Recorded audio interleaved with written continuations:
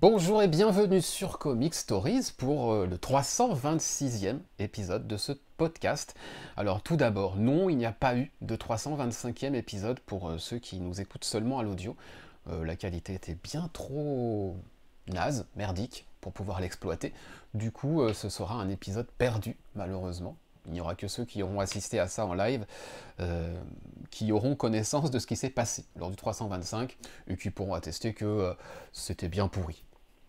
Pour ce 326e qui devrait bien fonctionner, parce que la connexion de Boris a l'air au top et le son de Clément est pas mal aussi, je suis donc accompagné de Boris.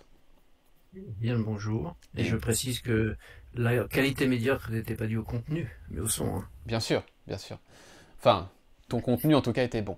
Et je suis aussi avec Clément. Bonjour.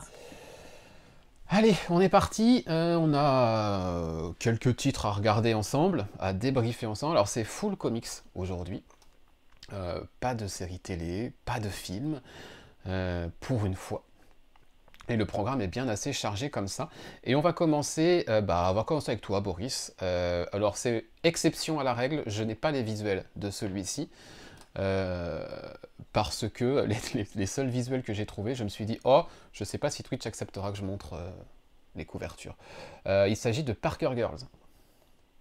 À ce point-là, c'est Ah, c'est tu si sais, restrictif. je préfère prendre des précautions. Ah ouais, c'est sympa pourtant Elles les sont sympas couvertures. pourtant, mais je me suis dit, on sait jamais. Ah ouais, ça rigole pas, hein. Je savais pas que c'était si dur. Donc Parker Girls, c'est Terry Moore, donc c'est sa nouvelle série. Donc si vous nous suivez depuis un certain temps, vous savez que je suis assez fan du monsieur et de ses productions. Il revient depuis 6 mois à peu près, puisque c'est le numéro 6, avec une nouvelle série qui reprend les personnages de Strangers in Paradise, les Parker Girls donc. Et j'aime bien soutenir les projets de Terry Moore, même si comme je l'ai déjà dit, quand on lit en single, des fois c'est ça manque un peu de densité. Ça se lit un petit peu vite parfois, ce qui est aussi encore un petit peu le cas avec cette série. Ça dépend des épisodes, il y en a qui sont un peu plus denses, mais comme je connais ce petit défaut, j'ai enchaîné les 6 premiers d'un bloc, j'ai fait du rattrapage. Et donc il propose un petit thriller bien sympa, avec une enquête et une résolution, enfin une résolution, c'est pas terminé, mais enfin voilà, une poursuite d'enquête avec les méthodes des Parker Girls. Donc on peut imaginer que c'est tout en douceur et en légèreté. C'est super efficace, c'est agréable à lire. Ceux qui connaissent évidemment l'univers de Terry Moore sont en terrain connu. Si on connaît pas du tout, c'est pas forcément. Alors ça peut se lire, mais c'est pas forcément évident de tout piger parce qu'il y a quand même beaucoup de personnages qui sont déjà intervenus dans les séries précédentes. Mais jusqu'à maintenant, jusqu'au numéro 6 là, c'est franchement super agréable. Ça se lit bien, il y a toujours de l'humour. Euh, Au niveau du dessin, c'est toujours son noir et blanc assez détaillé, qui est vraiment agréable. Donc pour l'instant, c'est vraiment une bonne série. Je pense que je sais pas si ça va en 10 ou en 12, je sais plus. C'est souvent le contrat, c'est 10 ou 12 suivant les séries.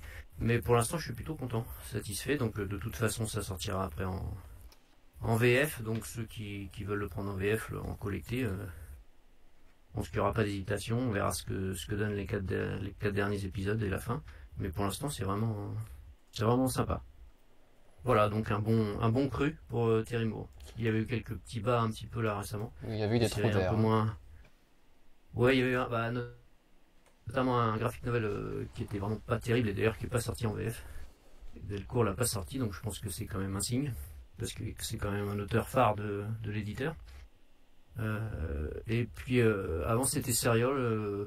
Serial, je l'ai relu en VF, en collecté, c'était sympa, mais c'est vrai qu'en épisode par épisode, des fois c'était un peu, voilà, ça manquait de densité, donc c'était un peu décevant.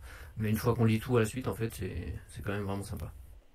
Donc voilà, une bonne série de, de Terry Moore que je conseille pour ceux qui apprécient. À prendre en VF à la sortie chez Delco ou à rattraper si vous le souhaitez. Impeccable. Voilà. Le message est passé. Tiens, j'ai entendu un petit écho dans les oreilles de je ne sais qui. Mais c'est pas grave, ça n'a pas dû s'entendre. On va continuer avec Clément. Alors moi, j'en ai déjà parlé hier sur mon live perso, donc je vais pas revenir dessus. On va parler d'Action Comics. Alors, je vais le mettre juste à l'image pour ceux qui nous regardent. Et Clément, lui, il nous parle du Action Comics numéro 1053. Eh bien, écoute, vas-y. J'aurai une question à te poser après. D'accord. Donc c'est en gros si je voulais résumer, c'est un peu le numéro 2 3. de la nouvelle ère. C'est le numéro 3 Ouais. déjà? D'accord, bon bah c'est le numéro 3. Donc toujours avec trois histoires, donc une focus sur la Super Family, je dirais. L'autre, il me semble, si je dis Mhm. pas de bêtises. L'autre sur la suite de Lois et Clark 2, et puis une autre de Power Girl Reborn. Alors, je vais parler des trois histoires parce que enfin, forcément, je pense pour envisager Action Comics, je peux pas parler d'un seul même bloc. Alors, la première histoire sur la Superman Family est très sympa, je trouve. Il y a bien la dynamique de la Superman Family, même si on sent bien qu'il y a aussi une volonté d'introduire les futures séries dans Superman. Donc je crois qu'il y a bientôt une série sur. Comment il s'appelle? J'ai un trou de mémoire. Style. Style, sur Style, donc c'est introduit. Mais néanmoins, c'est sympa. On a l'antagoniste avec. J'ai des trous de mémoire ce matin, c'est infâme. Avec. Ah! Oh bah alors là, Mince! Ah, mais il y a un classique en plus dans Superman, c'est infâme. tout le monde le voit à l'écran, hein, mais voilà. Ouais, j'arrive plus à me souvenir. Enfin bref, bon, c'est pas bien grave. Ça se suit bien, ça se lit bien. C'est plutôt sympa. J'aime bien, ça accroche bien. Avec des dessins qui sont au top, donc Williamson. Et alors au dessin, sur celui-là, je ne sais plus qui Alors c'est pas Williamson, hein, c'est Philip Kennedy Johnson qui scénarise, et c'est Rafa Sandoval qui dessine. C'est plutôt pas mal. Ensuite, sur Lois et Clark 2, un peu plus mitigé, c'est sympa. Bon, ça fait preuve. En fait, pour le rappeler, ça se passe durant Reverse. Enfin, avant ou après, je sais plus. Enfin, c'est entre deux, je crois. De Oui, Reverse, c'est juste au tout démarrage, voilà. au démarrage de Rebirth, où en fait, John Kent est dans son apprentissage avec Superman. Donc, c'est une histoire sympathique. Maintenant, j'ai un peu du mal à voir où veut nous emmener Dan Jurgens. Jurgens, je sais jamais comment ça se dit. Jurgen, ça sera pas mal. Jurgens, c'est sympa. Mais ça reste sympathique. Et le troisième histoire qui me laisse là pour le coup le plus dubitatif, c'est celle sur Power Girl. Je l'ai lu, mais honnêtement, je m'emmerde à lire la partie sur Power Girl. Je trouve pas ça intéressant du tout. Ok. J'arrive pas à comprendre le délire. Je trouve que c'est la partie la plus faible. Bon, tu as répondu à ma question. C'est ce que je disais hier, moi je trouve pas que ce soit mauvais parce que je reconnais les qualités du truc et même visuellement, moi je suis clairement juste pas le public de ça. Et du coup je lis surtout Action Comics pour les deux autres. Mais il y a tellement de qualités dans les deux premières que à la rigueur je suis prêt à passer sur un truc qui moi me parle moins, c'est pas grave quoi. C'est vrai, les deux premières sont vraiment de qualité. Je trouve que. Alors, je lisais pas Action Comics avant, mais l'idée d'avoir fait passer Action Comics en. J'allais dire recueil Oui, c'est un peu futures anthologique, c'est un peu un histoires, truc anthologique, ouais. anthologie. Franchement, c'est plutôt une bonne idée. Alors, À voir si ça va continuer sur la durée. Ça, c'est la question aussi. Mais pour le moment, au bout de trois numéros, j'avais des craintes. Est-ce que j'allais continuer ou pas? Là, pour le moment, je me dis que je vais continuer parce que j'aime bien quand même ces deux premières histoires. ouais, Allez, ouais, je suis tout à fait d'accord. Je reviens juste sur ce que tu as dit par rapport effectivement au côté rampe de lancement ouais, de Action Comics. Et effectivement, Action Comics, c'est la vraie rampe de lancement maintenant pour les titres de la Superman Family. Parce que Power Girl va avoir son titre aussi, du coup qui va faire suite à cette histoire qu'on aura lu dans Action Comics. Tu l'as dit, Steel va avoir une série qui s'appelle Steelworks, je crois, ou je sais pas comment, c'est ça. je me rappelle plus du titre. Voilà, les personnages qu'on trouve dans Action Comics, les petites histoires qu'on a, servent parfois d'introduction à des choses qu'on découvrira dans des mini-séries ou dans des nouvelles séries régulières. Et j'aime bien cette façon de faire. Pareil. Donc peut-être ça en dérangera certains. Moi en tout cas ça me plaît bien. Et puis bah, comme je disais hier, le côté Superman Family au sens large, moi c'est vraiment ce que je cherche dans Action Comics, donc ça fait le taf. Complètement. Eh bien, ceci étant dit, on va pouvoir passer à la suite. Alors je vais juste, parce que j'ai évidemment pas intégré mes lectures au conducteur, j'en ai 1, 2, 3... Ouais, j'en ai pas tant que ça. Donc, on va enchaîner avec Boris. Et Boris, tu vas nous parler. Alors là, par contre, on est sur un coup de cœur sur les 3 premiers numéros. Donc, j'espère que ce que tu vas nous dire sur le numéro 4 de Chroma, ça va rester du même niveau. Tu l'as pas lu encore? Non, je l'ai pas reçu. Il arrive demain. Hein? Ah, d'accord. Bon, alors je ne vais pas. De toute façon, je vais pas rentrer dans le détail de l'histoire. Hein. Je vais juste donner mon avis. De toute façon, je rentre rarement dans le détail. Chroma, oui, 4e et dernier numéro. C'est vrai, comme tu le dis, coup de cœur depuis le début. Hein. On avait été charmé par cette histoire fantastique et qui mettait graphiquement en avant le jeu, couleur. Donc, pour rappeler un petit peu, c'est l'histoire d'une communauté qui vit isolée et uniquement en ton de gris parce que les couleurs ont une croyance, un côté maléfique, on va dire, et qui a des rites un peu étranges avec un caractère très, très autoritaire. Et donc un des membres parvenait à s'échapper et donc révélait un certain nombre de pouvoirs des couleurs. Donc on suit Chroma, donc une petite fille à travers cet univers. La fin, ce 4e épisode, bah oui, c'est du même niveau. Hein. Alors on l'avait déjà dit, la surprise graphique du premier épisode s'était un peu estompée forcément avec la suite parce on était dans le bain, on va dire. Donc là, c'est toujours la même chose. Le jeu graphique est un peu moins prégnant que dans le premier épisode. Mais par contre, en termes d'histoire, c'est extrêmement touchant. C'est très fort. On sent que l'auteur s'est vraiment investi personnellement dans l'histoire, on va dire, dans le scénario. Et moi, c'est vraiment un 4e épisode du même niveau que les 3 premiers. C'est toujours très très beau. Il y a vraiment, sans ce jeu graphique dont on avait parlé, il y a toujours des planches superbes. Et les couleurs, évidemment, ont encore un rôle primordial dans l'histoire. Et ça se finit de façon extrêmement touchante. Donc le coup de cœur continue. Et bon, c'est du Skybound, donc ça devrait normalement sortir chez Delcourt. Je serais extrêmement surpris que l'éditeur français ne sorte pas ce titre, parce que franchement, c'est vraiment une histoire bien fichue, bien écrite, très, très jolie, très touchante, et puis graphiquement assez sublime par rapport à ce qu'il a fait sur Oblivion. Robert Kirkman, c'est un ton au-dessus encore, hein, en termes de précision du dessin, je trouve, d'inventivité. Mais c'était déjà quand même une série où il se faisait plaisir. Donc, coup de cœur confirmé, et sans doute, on verra, mais un des titres marquants de cette année, même si ça a débuté fin 2022. Je pense que ce sera un des titres qui va nous marquer cette année. Okay. Donc, je confirme, et j'espère que tu prendras autant ton pied que moi je l'ai pris.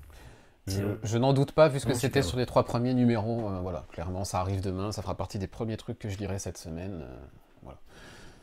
Ça, c'est certain. J'ai fait défiler quelques planches pour ceux qui nous regardent en direct, et franchement, ouais. On est beaucoup sur la partie couleur, maintenant. Enfin, en tout cas, dans les planches preview, hein, on n'a pas la fin. Davantage, effectivement. Il y a quelques passages encore en ton de gris, mais c'est vrai que c'est les couleurs qui dominent dans cette partie et qui, une nouvelle fois, effectivement, vont intervenir dans l'histoire, et on va effectivement apprendre des choses un peu sur le passé, etc. Donc ça, la boucle est bouclée, on va dire, avec une belle morale à la fin, on va dire. Et puis donc non, franchement, très très très très bonne lecture. Impeccable. Ça fait envie tout ça. J'espère, oui, que ça sortira en VF. Alors, Delcourt ou pas, hein, parce qu'ils sont capables de se faire piquer le truc sous le nez. Hein, même si c'est Skybound, c'est un projet qui appartient du coup à Lorenzo De Felici. Donc... Ah, je croyais qu'ils avaient un contrat. Je sais pas. Je connais pas les. Je connais pas les délires de contrat ou quoi que ce soit, mais bon. Delcourt s'est fait piquer quelques trucs récemment, donc maintenant je suis assez prudent, j'attends les annonces. Mais s'ils ont un contrat, effectivement, ce sera chez eux et très bien. Je crois. Hein. Je crois que c'est eux qui récupèrent automatiquement. Après, peut-être je me trompe. Ok. Allez, on va enchaîner. Là ou ailleurs, je serais surpris que ça sorte pas. Quand même. Oui, un beau hardcover en grand format, ça sera top. On va enchaîner, et puis du coup, je vais y aller. Je vais y aller pour vous parler d'un truc qu'on voit trop peu maintenant en comics. Ah, Gigos nous confirme, ils ont la priorité Delcourt, voilà. D'accord. Donc s'ils le veulent, ils auraient tort de ne pas en vouloir. Oui, c'est ce que j'allais dire. S'ils sont malins, ils le prennent. Voilà. D'ailleurs, j'en profite pour saluer Gigos dans le chat, je ne sais pas si je l'avais fait, et Xav également. Si vous lisez les titres dont on parle, n'hésitez pas aussi à intervenir dans le chat, évidemment on lira vos avis avec plaisir. Donc quelque chose qui n'a pas lieu assez souvent à mon goût dans les comics, c'est les histoires qui prennent leur temps. Hein, c'est vrai que on a l'habitude qu'on nous balance un truc et que 3 épisodes après c'est torché, c'est réglé, et on a perdu un petit peu ce sens de l'intrigue au long cours, qui évolue doucement, qui prend le temps de s'installer pour devenir quelque chose d'un peu organique, qui fait vraiment partie de l'histoire, avec un plus grand H en tout cas. Et on va remonter en août 2021. Pour quelque chose qui a démarré en août 2021 et qui, ça y est enfin définitivement installé, et on a eu cette espèce de grande arche entamée il y a presque 2 ans maintenant, qui s'est conclue là le mois dernier, et ça y est, le cap est passé. Je vous parle bien sûr d'un de mes personnages préférés chez DC, Tim Drake. En août 2021, on a découvert ce numéro, Batman Urban Legends numéro 4, dans lequel Tim avait passé une soirée au resto avec Bernard, un de ses amis qu'il connaît depuis très longtemps, parce que Bernard est apparu dans les années 90. J'ai oublié de prendre le numéro, j'ai le numéro en VO, quelque part dans la série Robin des années 90, où Tim Drake était le personnage principal de cette série. Bernard était déjà là. Il est apparu dans le 120 ou le 121, je ne sais plus, voilà, dans ces eaux-là. Et puis là, il nous a été ramené dans Urban Legends numéro 4 en 2021, autour d'un petit resto qui se faisait avec Tim. Ils se racontaient un peu leur vie, tout ça. Et Bernard se fait enlever, etc. Et on comprend, dans ce numéro, le Urban Legends numéro 6, 2 mois plus tard, donc en octobre 2021, que c'était un date en fait. Et ce numéro d'Urban Legends numéro 6 a fait évidemment a défrayé la chronique, surtout qu'il arrivait quelques semaines d'intervalle avec la révélation de la relation entre John Kent et Jay Nakamura, donc forcément on était au taquet dans les commentaires pas toujours très classe.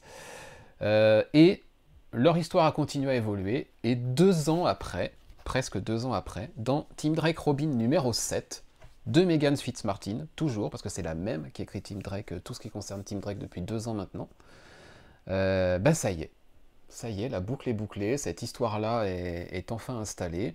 On assiste au moment auquel on voulait assister depuis maintenant 2 ans. Ça y est, voilà, Tim Drake a fait son chemin, il a accepté ce qu'il est, qui il est. Il a continué ses aventures en parallèle, et voilà, Megan Fitzmartin nous raconte à la fois depuis 2 ans tout ce cheminement de Tim, mais aussi des enquêtes super intéressantes, super bien ficelées. Là on en a une qui est toujours plus ou moins en cours. Vraiment la série Tim Drake Robin, elle est de grande qualité. Le premier arc, il est vraiment chouette, on a vraiment une vraie enquête. Tim Drake, c'est parmi tous les Robins, c'est le génie, c'est le détective numéro 1, celui qui est le plus proche du côté détective de Batman, en tout cas, voilà, c'est vraiment... c'est le plus talentueux, quoi, pour moi. Et là, il met tous ses talents d'enquêteur vraiment au service de l'histoire par la plume de Megan Fitzmartin, et l'enquête est vraiment cool. C'est une enquête qui va à la fois piocher dans sa vie perso, qui va à la fois piocher dans son histoire avec Gotham et compagnie, tout ça, dans le quartier dans lequel il s'est installé. Enfin, Voilà, Fitzmartin, c'est un sans faute depuis 2 ans.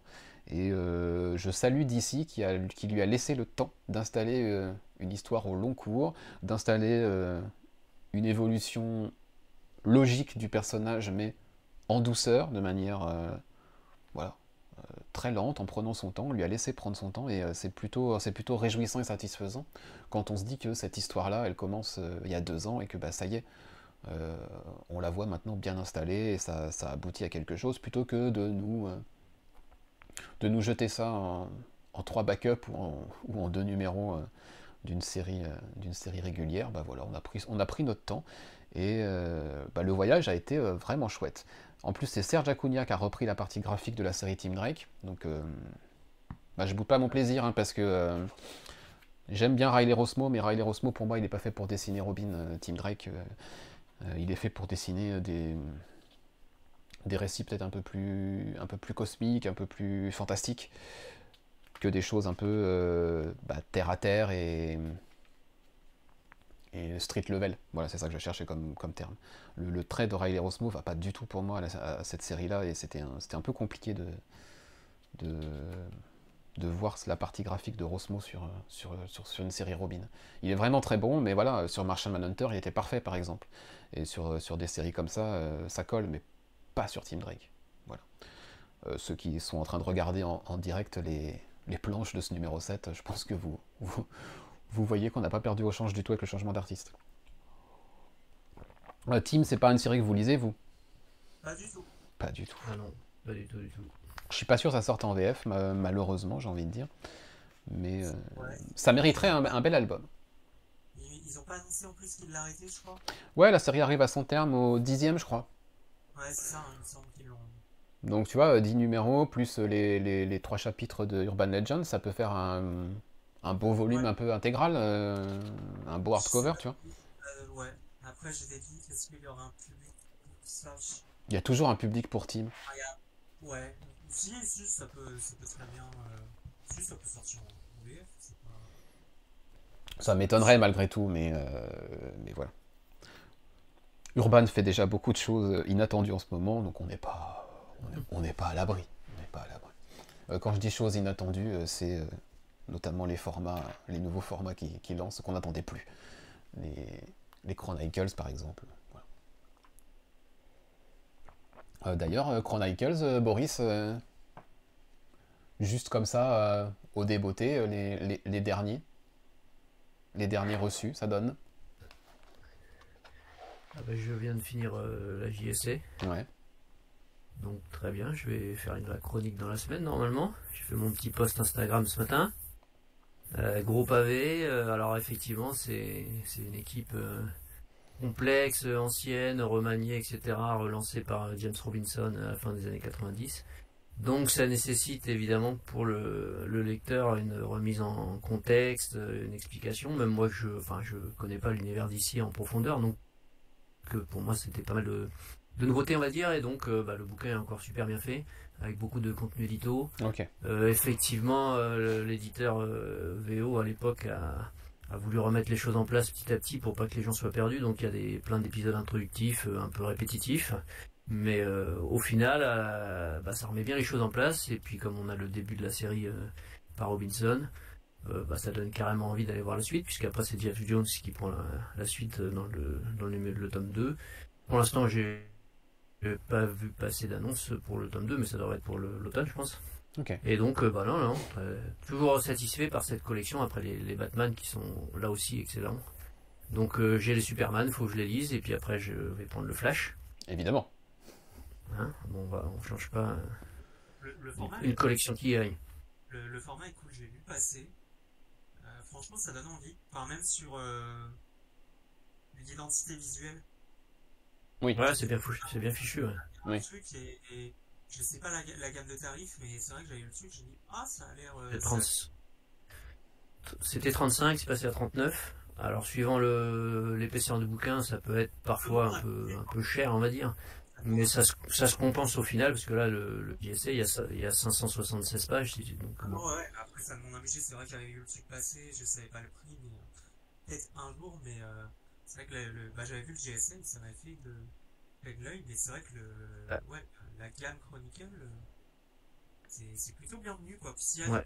des contenu en plus, c'est encore mieux, en fait. Ah ouais, il y a même énormément de contenu, super riche, super intéressant, qui éclaire bien toute l'histoire de l'équipe et un peu le contexte éditorial qui est intéressant aussi, de voir un peu pourquoi justement il y a ce choix d'épisodes répétitifs à des personnages. Non, vraiment, c'est vraiment une belle collection. Hein. Je fais habituellement Panini Comics, évidemment. Pardon, c'était gratuit. Putain, c'est une balle réelle, quoi. Non, ben j'allais rebondir.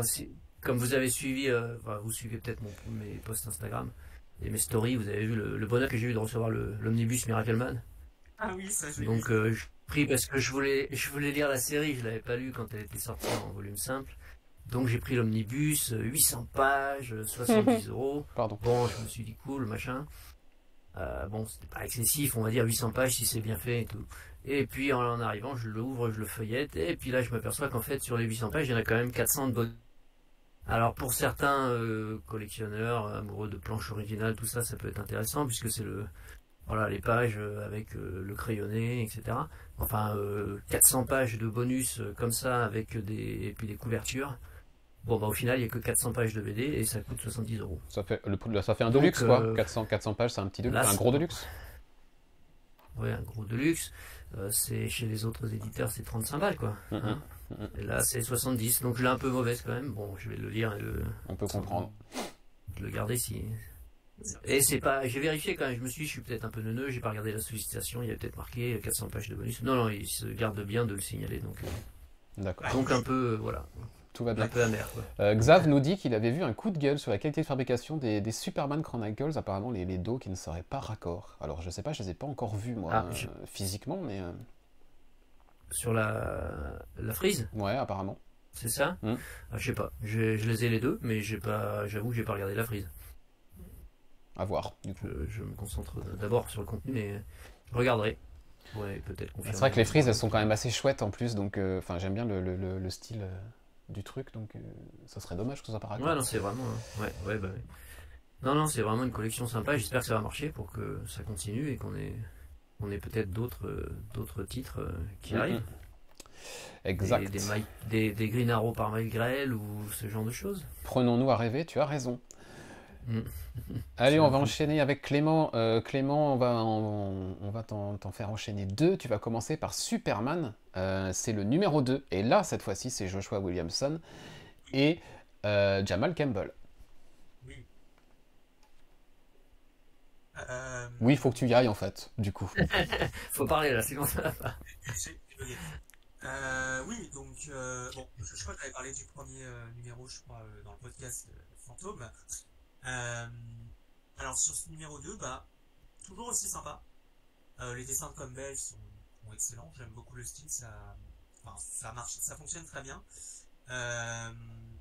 Alors on est sur un premier antagoniste du premier arc qui est classique, mais je me souvenais pas de son existence, qui est Parasite. Et ça donne un numéro 2 qui a une tendance, je dirais, assez horrifique, si ce n'est complètement horrifique. Enfin, ça m'a surpris. J'avoue que quand je lis Superman, je m'attends pas forcément à ça. Et ça fonctionne plutôt bien.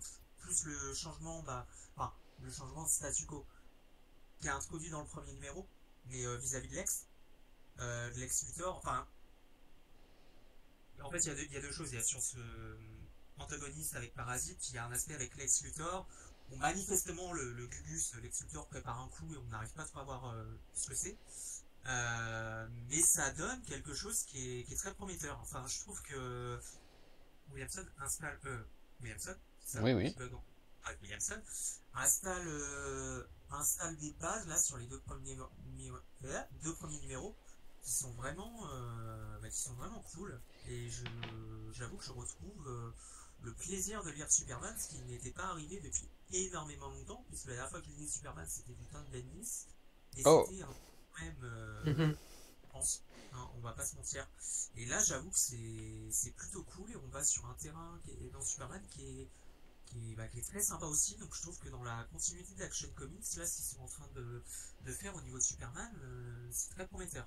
À voir ce que ça va donner, mais le numéro 2, pour moi, c'est dans la lignée du premier et ça pose des bases très intéressantes.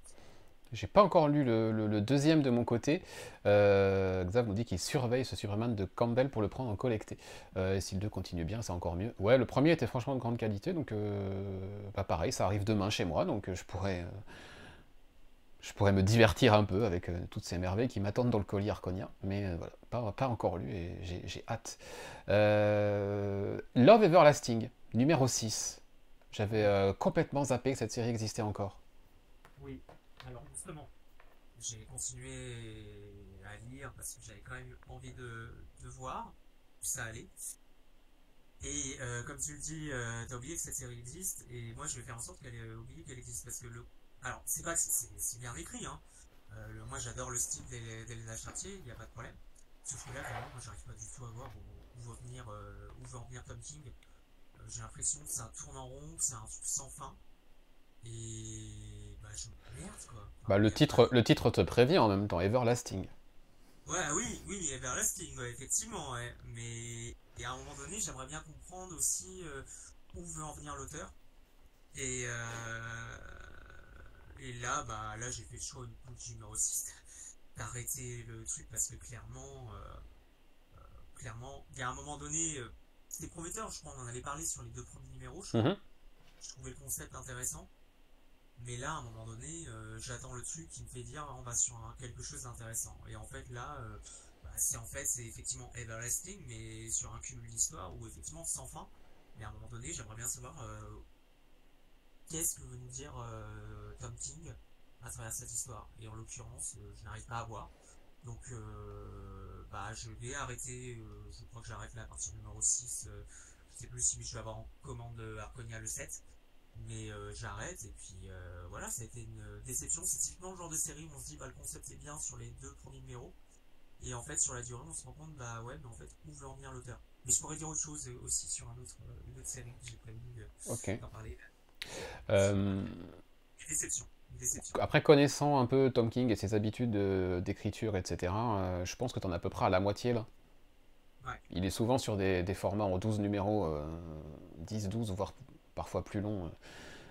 Donc 6, oui, effectivement, je comprends que tu sois un peu frustré sur le, le pourquoi du comment de tout ça, mais je suis pas surpris au final. Boris, tu l'as continué, toi, cette série?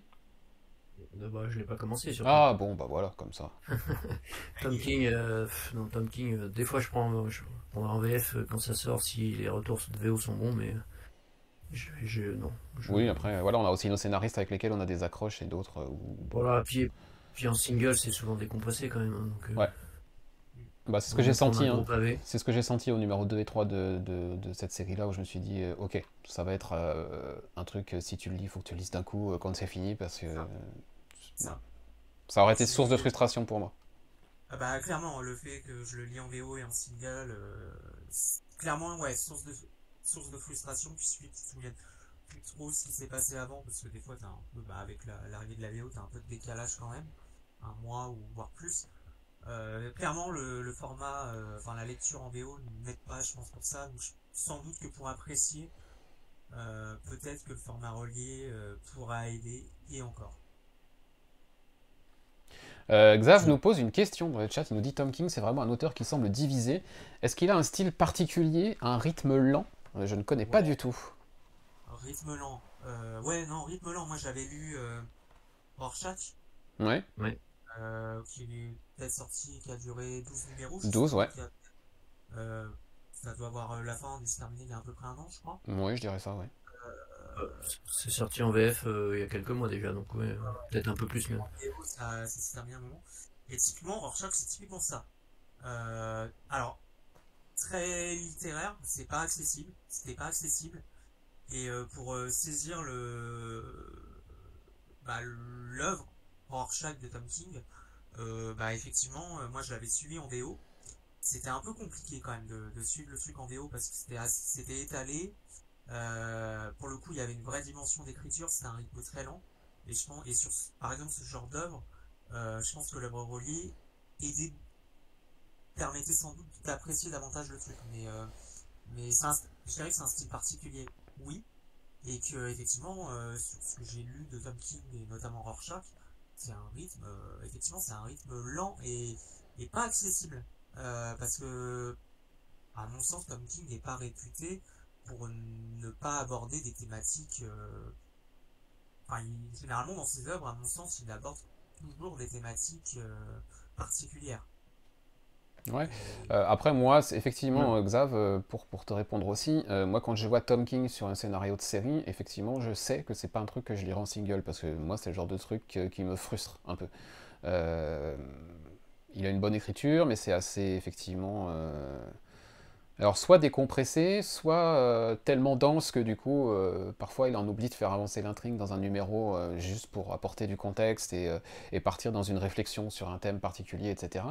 Voilà, que ce soit effectivement son Rorschach, même son Mister Miracle ou des choses comme ça, je pense que c'est des trucs qu'il faut vraiment lire une fois que c'est terminé, en collecté. Pour moi, Tom King, c'est un auteur à lire en collecté, pas en single. Ouais. On se perd un peu. Ouais, puis il a beaucoup de types d'écriture, hein. Mm. Notamment un storytelling très particulier qui parfois fait que la forme prend le dessus sur le fond. C'est ça. Donc quand tu le lis en single, bah des fois il y a des singles, tu te dis mais qu'est-ce qu'il m'a raconté? Bah pas grand-chose en fait. Mm, mm. Donc c'est souvent Ouais. très beau, parce qu'il s'associe à des dessinateurs avec qui ont vraiment un style pas avec Mitch Gerhardt, euh, où il travaille beaucoup sur le gaufrier, ce genre de choses là. Donc si on apprécie voilà cette mise en page, c'est souvent assez sublime. Par contre, bah c'est assez lent, ça avance pas beaucoup, et c'est vrai que quand moi je lisais pas mal à une époque en single, et depuis c'est effectivement arrêté, et j'attends la sortie en collecté de ces titres, hein, parce que sinon on se perd en fait, à force bah on lit pas la suite, quand on en lit un, on, on est un peu perdu, on sait pas trop, ça avance pas, donc on laisse tomber. Donc ça m'est arrivé plusieurs fois d'avoir des séries entières que j'ai pas fini en VO, quoi. J'ai fini par revendre et prendre le collecté ou ce genre de choses. Ouais. Bah voilà, Xav, du coup, ta réponse. On va continuer avec toi, Boris, du coup, garde la Ah, parole. Alors, pas du tout c'est sur moi. ce type d'écran, mais sur celui-là. Comment ça, John Allison et Max Sarin refont quelque chose ensemble? J'étais passé à côté. Ah là là, je te l'avais dit en Ça plus. s'appelle Ah là là, je te jure. En plus, tu me l'avais dit, maintenant je me rappelle. Ça s'appelle The Great British Bump Off et c'est chez Dark Voilà, Horse. Alors, ce numéro 1. Dark Horse. Eh ben c'est très bon. Pour qui a aimé Giant Days ou Wicked Things, eh ben il sait apprendre, hein. C'est exactement toujours le même esprit que ces séries-là. Donc moi franchement je me suis régalé. Alors l'histoire, c'est l'histoire d'un show télé culinaire comme on en voit tous les jours à la télé, hein, Mhm. même chez nous.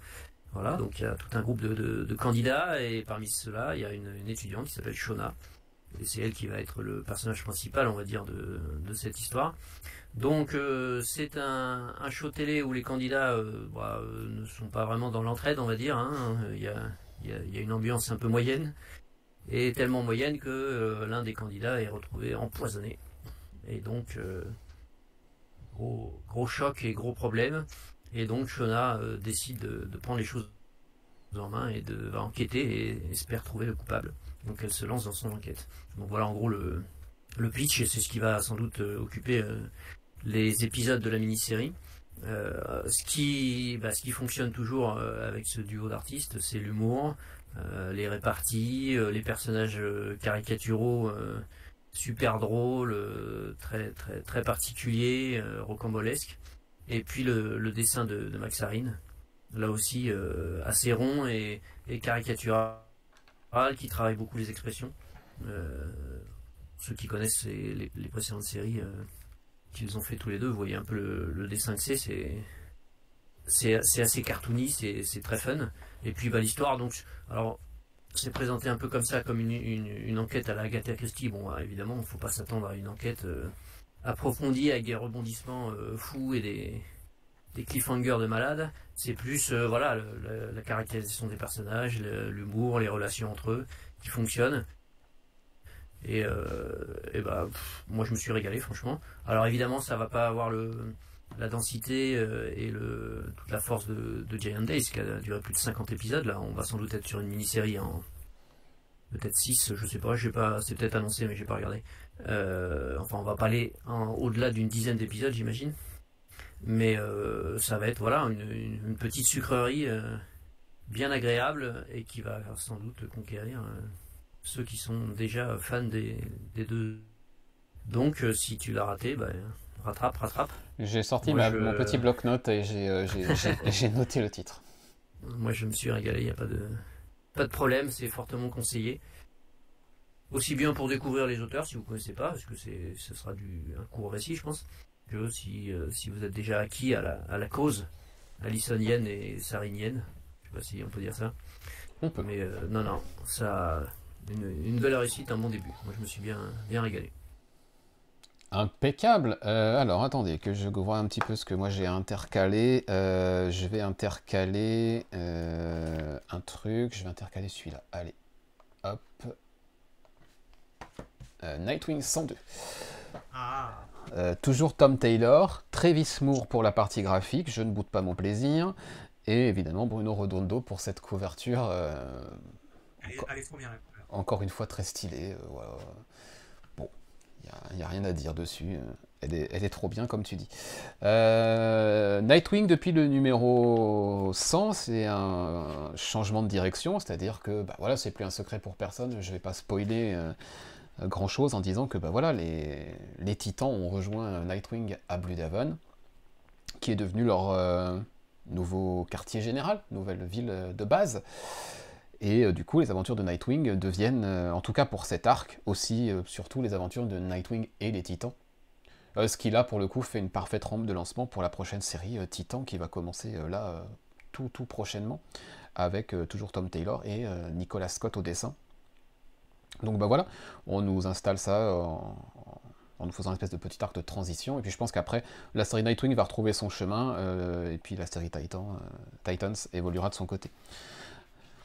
C'est toujours chouette, c'est cool de voir le personnage d'Olivia réutilisé après sa première apparition dans le numéro 98, le fameux numéro avec Nightmite.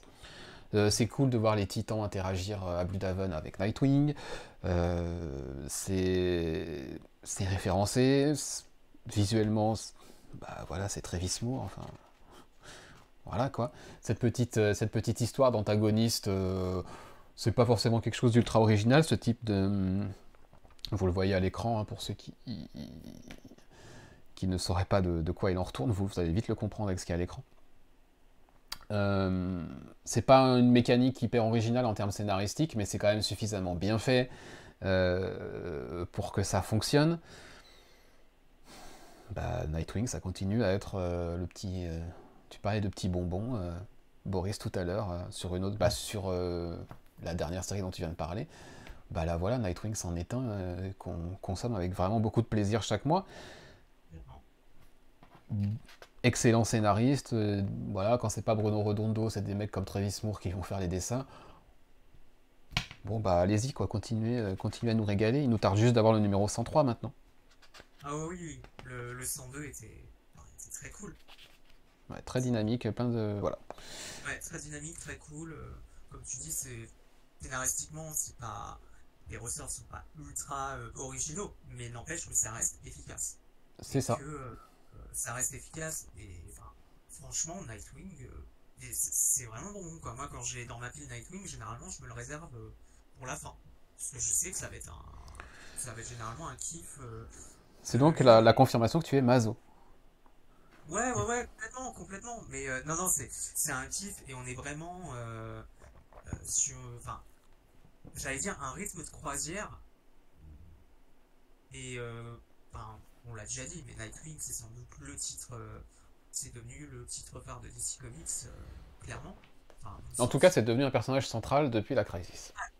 Complètement, ouais, central, et c'est super cool, parce que quand on a un mec comme Tom Taylor qui a écrit Nightwing, c'est juste génial, et vraiment, je ne lisais pas du tout Nightwing avant Tom Taylor, et je découvre à quel point le perso est cool, à quel point toute l'histoire autour du perso, puisqu'il s'est fait qui a eu lieu aussi. Enfin, je veux dire, on en a déjà parlé, mais l'écriture autour de Nightwing par Tom Taylor apporte vraiment, à mon sens, des choses qu'on n'avait pas avant sur ce personnage, qu'on pouvait voir de près ou de loin dans la Bat Family. Mais là, j'avoue qu'on est sur un rythme de croisière et que c'est une réussite. Et j'ai vraiment hâte de voir ce que va donner Titan avec Tom Taylor, parce que je peux pas croire une seule seconde que ça va pas être de qualité, parce que déjà, c'est pas un hasard si c'est Tom Taylor qui écrit Titan. Et pour le coup, je me faisais la réflexion si on comparait par rapport à Tom King sur l'écriture. Dans tout ce qu'écrit Tom Taylor, il a un style qui est forcément plus simple, qui est beaucoup plus simple que Tom King. Il va à la fois à l'essentiel, mais ça rend un truc dynamique, et il arrive quand même à faire un truc qui est super fort. Je sais pas si je suis clair, mais il a un style qui est complètement contraire à Tom King, mais dynamique, et il arrive à exécuter les choses plus rapidement, mais avec tout autant de fond en fait. Il y a ça on a ça sur Nightwing, on a ça aussi sur Dark Knight of Steel, qui a son numéro 10. Et le style de Taylor est excellent, mais il fonctionnait déjà très bien moi, quand je le lisais sur ça date, hein, Earth 2, à l'époque des New 52, où je l'ai découvert justement avec ce titre-là. Et enfin, à mon sens, Tom Taylor, c'est sans doute c'est une des figures montantes, mais je pense que c'est devenu un des poids lourds en termes d'écriture dans DC Comics, chez DC Comics, pardon. Ouais. Et Night. Ouais, alors, des fois, je trouve qu'il y a un petit peu de naïveté quand même, des fois, dans ces scénarios. Oui, et justement. Ouais, mais alors par exemple, sur Superman, c'était quoi, Son of Kal-El, c'est ça? Ouais. Ouais, des fois, je trouvais que c'était un peu trop naïf à mon goût. Ouais. Mais sinon, c'est plutôt agréable et il a souvent des bonnes idées. Je pense que ce que toi tu trouves naïf, c'est ce que moi je trouve dans son écriture, notamment de Nightwing et particulièrement de John, feel good. Non mais c'est ça, c'est feel good. C'est totalement ça. Et c'est le truc qui moi me donne le smile, et voilà, ça me fait plaisir, voir du bien, de lire ce genre d'histoires qui peuvent effectivement être un peu naïves, gnangnan, tout ce qu'on peut vouloir, mais qui font du bien, je trouve. Sur Nightwing, je trouve que ça fonctionne bien. Sur Superman, je trouvais que ça fonctionnait un petit peu moins. C'est pas pareil, c'est un autre parti pris, effectivement. D'ailleurs, Superman, on en parlera prochainement, mais on va laisser la parole encore à Clément. Juste répondre à Xav. Nightwing, on est à 3 tomes déjà, je crois, oui, en VF, mais oui. Là, par rapport à la VO, Nightwing en VO, ça a commencé au 78, là on en est au 102, donc si je compte rapidement, c'était le 25e numéro. Là, donc on est plutôt au 5e volume en anglais que. Mais je crois que voilà. Ça devait être le 2e numéro, le 1er numéro du nouvel arc. Deuxième. Deuxième, hein, c'est ça, ouais. Qui pour le coup, ouais, c'est rampe de lance pour incident et tout. On part sur des bases assez classiques, mais c'est assez cool. Et donc Clément, je disais, on va te laisser la parole parce que tu vas nous parler du premier arc de I Hate Fairyland. Oui, alors j'avoue, j'ai lu les 1 et 5, je sais pas trop. Est-ce que tu as lu ceux du milieu? Parce que tu as lu le 1, tu m'as dit j'ai lu le 1 et 5, tu as lu les au milieu aussi? Oui, évidemment. Bon. Non, j'avoue que je sais pas si ça correspond exactement au premier arc, mais c'est là où je m'en suis arrêté dans ma lecture. J'en ai déjà parlé, je crois, au podcast de Fantôme. Alors, sur I Hate Fairyland, j'ai envie de dire, on continue sur les bases du I Hate Fairyland il y a 3-4 ans, facile, voire 5 peut-être, je me souviens plus, avec Spotty Young, oui c'est ça, Spotty Young au dessin et au scénario, avec toujours cet éternel Beaulieu en coloriste, je crois. Alors je crois qu'on en avait parlé, Mathieu, je crois que t'avais peut-être lu les premiers numéros. Juste le 1, comme ça, voilà, voilà, juste comme ça. Alors j'avoue que je me pose la question, qu'est-ce que veut raconter Spotty Young, et je me souviens bien ce qu'on avait dit, est-ce que c'était utile finalement de faire une suite? On avait dit ça, j'avais posé la question. J'avoue que à la lecture des 5 premiers numéros, je me pose toujours la question, pourquoi faire une suite? Maintenant, j'avoue que c'est un peu pour moi un plaisir coupable, parce que quand j'ai lu ces 5 premiers numéros, je me tape des barres. c'est totalement paré, c'est totalement perché, et je retrouve ce que j'avais adoré dans I Hate Fairyland, c'est-à-dire déjà les planches de Scott Young qui sont, franchement, elles sont incroyables, enfin, son style est incroyable pour ça, et c'est totalement paré, et voilà, enfin, moi je sais quand je lis le truc, je vais pas me prendre la tête, je vais me fendre la gueule, et honnêtement, c'est tout ce que j'attends de I Hate Fairyland, et là, il y a le dernier numéro que j'ai lu était, alors, le début était assez surprenant, c'était assez surprenant, mais ça correspond bien aux choses. Je vais pas spoiler, mais peut-être ceux qui ont lu le numéro 5 comprendront pourquoi. Euh, mais ce qui semble s'annoncer, on retourne, enfin, ça va être référencé, manifestement, il va y avoir des ponts avec la première série, donc j'attends de voir. Mais c'est un plaisir coupable, quoi, c'est rigolo. Je pense sincèrement que Scott Young avait sans doute envie de retourner dans cet univers-là et voilà, de se taper un kiff. Je sais pas combien de temps ça va durer, mais on a un changement au bout de ce 5e numéro où on nous annonçait un truc au numéro 1 qui allait être sans doute le fil conducteur. Et en fait, et en fait le 5e numéro, voilà, enfin, vient foutre le truc, bon, ok. Donc c'est un plaisir coupable. Je dirais pas que c'est excellent, parce qu'honnêtement, c'est sans doute pas. Ça l'est sans doute pas. Mais voilà, moi je le lis parce que je me fends la tronche, j'aime bien le style de Scott Young dans ce délire-là, donc voilà. C'est. Ok.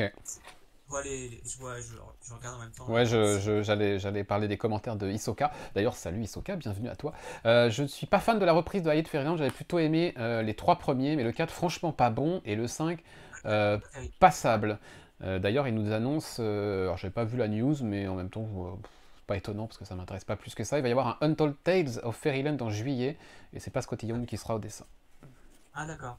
Ouais, le 5 était passable, c'est pas excellent, mais moi ça suffit, enfin, pour moi, c'est le genre de lecture, voilà, je n'ai pas envie de me prendre la tête, je lis le truc, pour le moment ça passe, je vais peut-être arrêter à un moment donné, mais voilà, ça se... Ok. Je me forme la gueule, et puis voilà. Brett Bean qui va dessiner, d'accord. Merci Hisoka pour ces précisions. Allez, on va enchaîner avec qui? On va enchaîner avec Boris, et Boris il va nous parler d'une nouveauté. Alors je crois que c'est chez... c'est difficile à prononcer. Je crois que c'est chez Boom.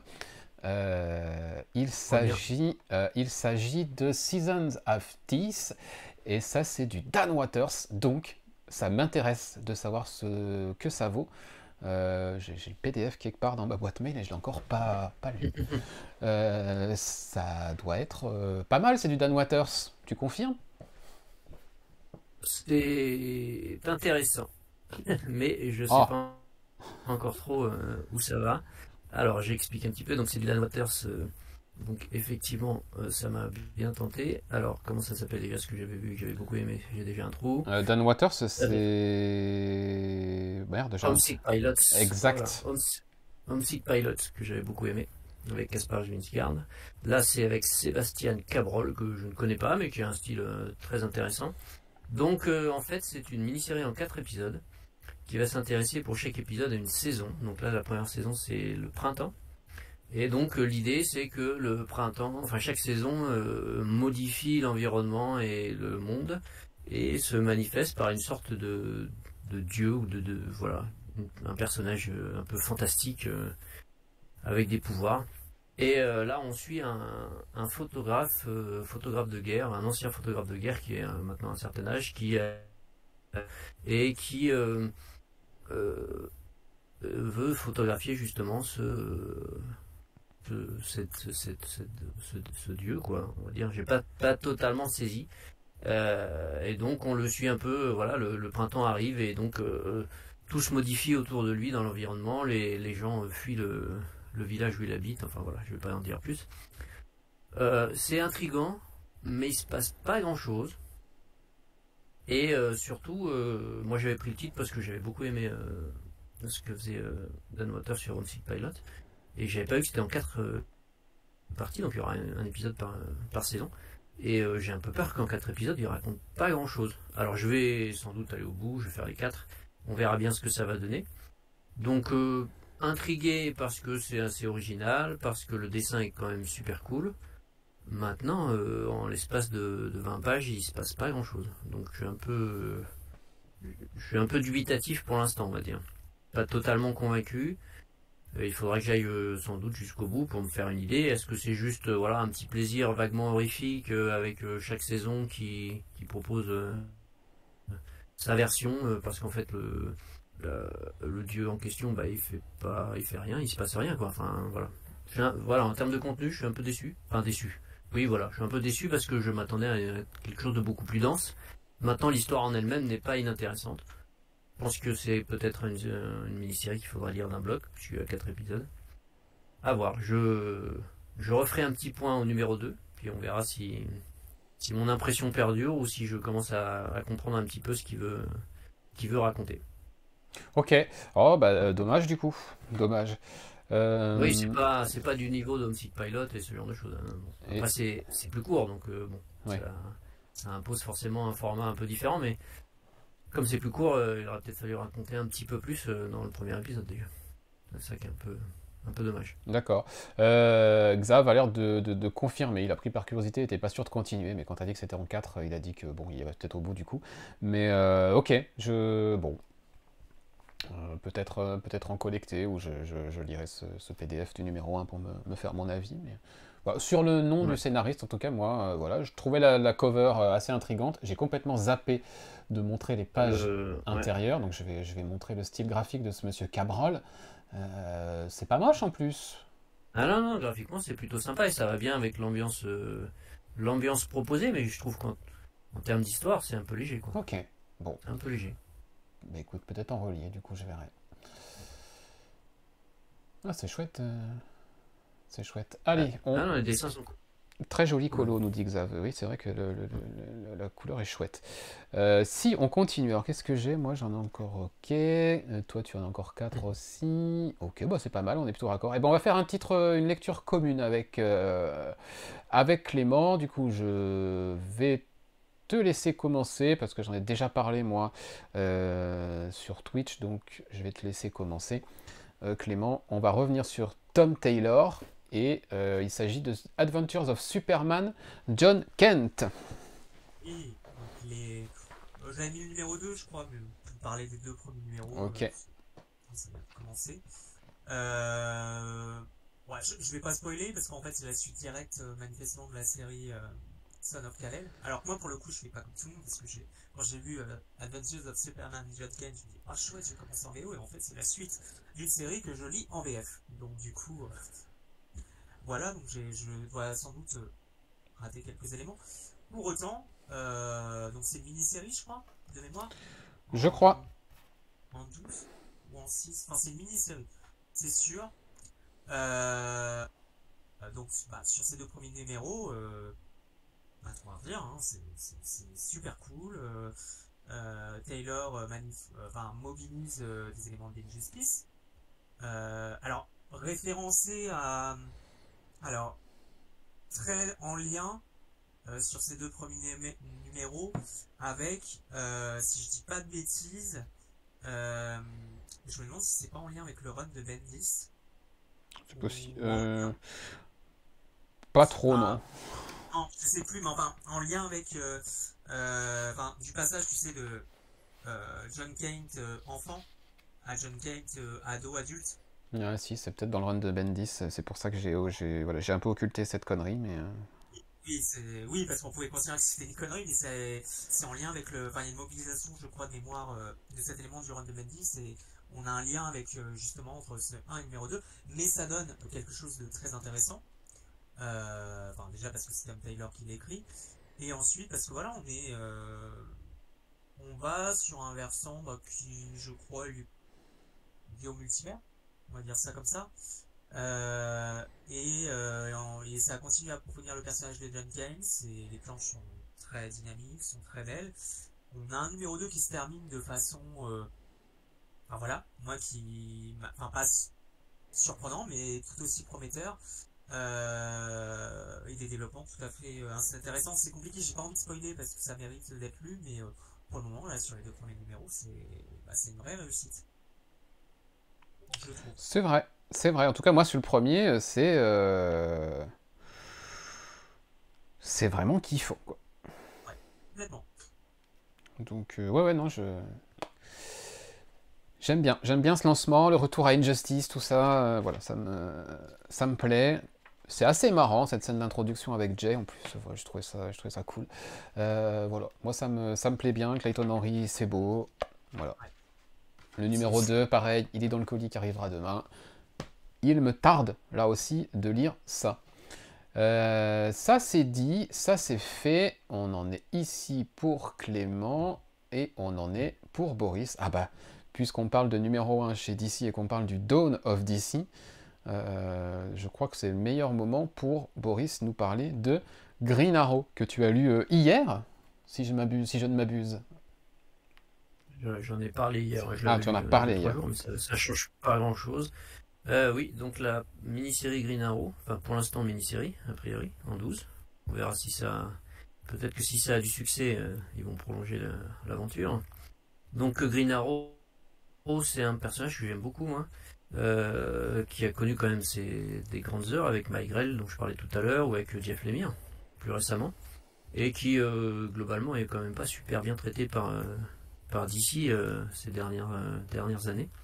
Et donc quand j'ai vu qu'il y avait une mini-série, en plus scénarisée par Joshua Williamson, que j'apprécie plutôt en général sur ces projets, je me suis lancé.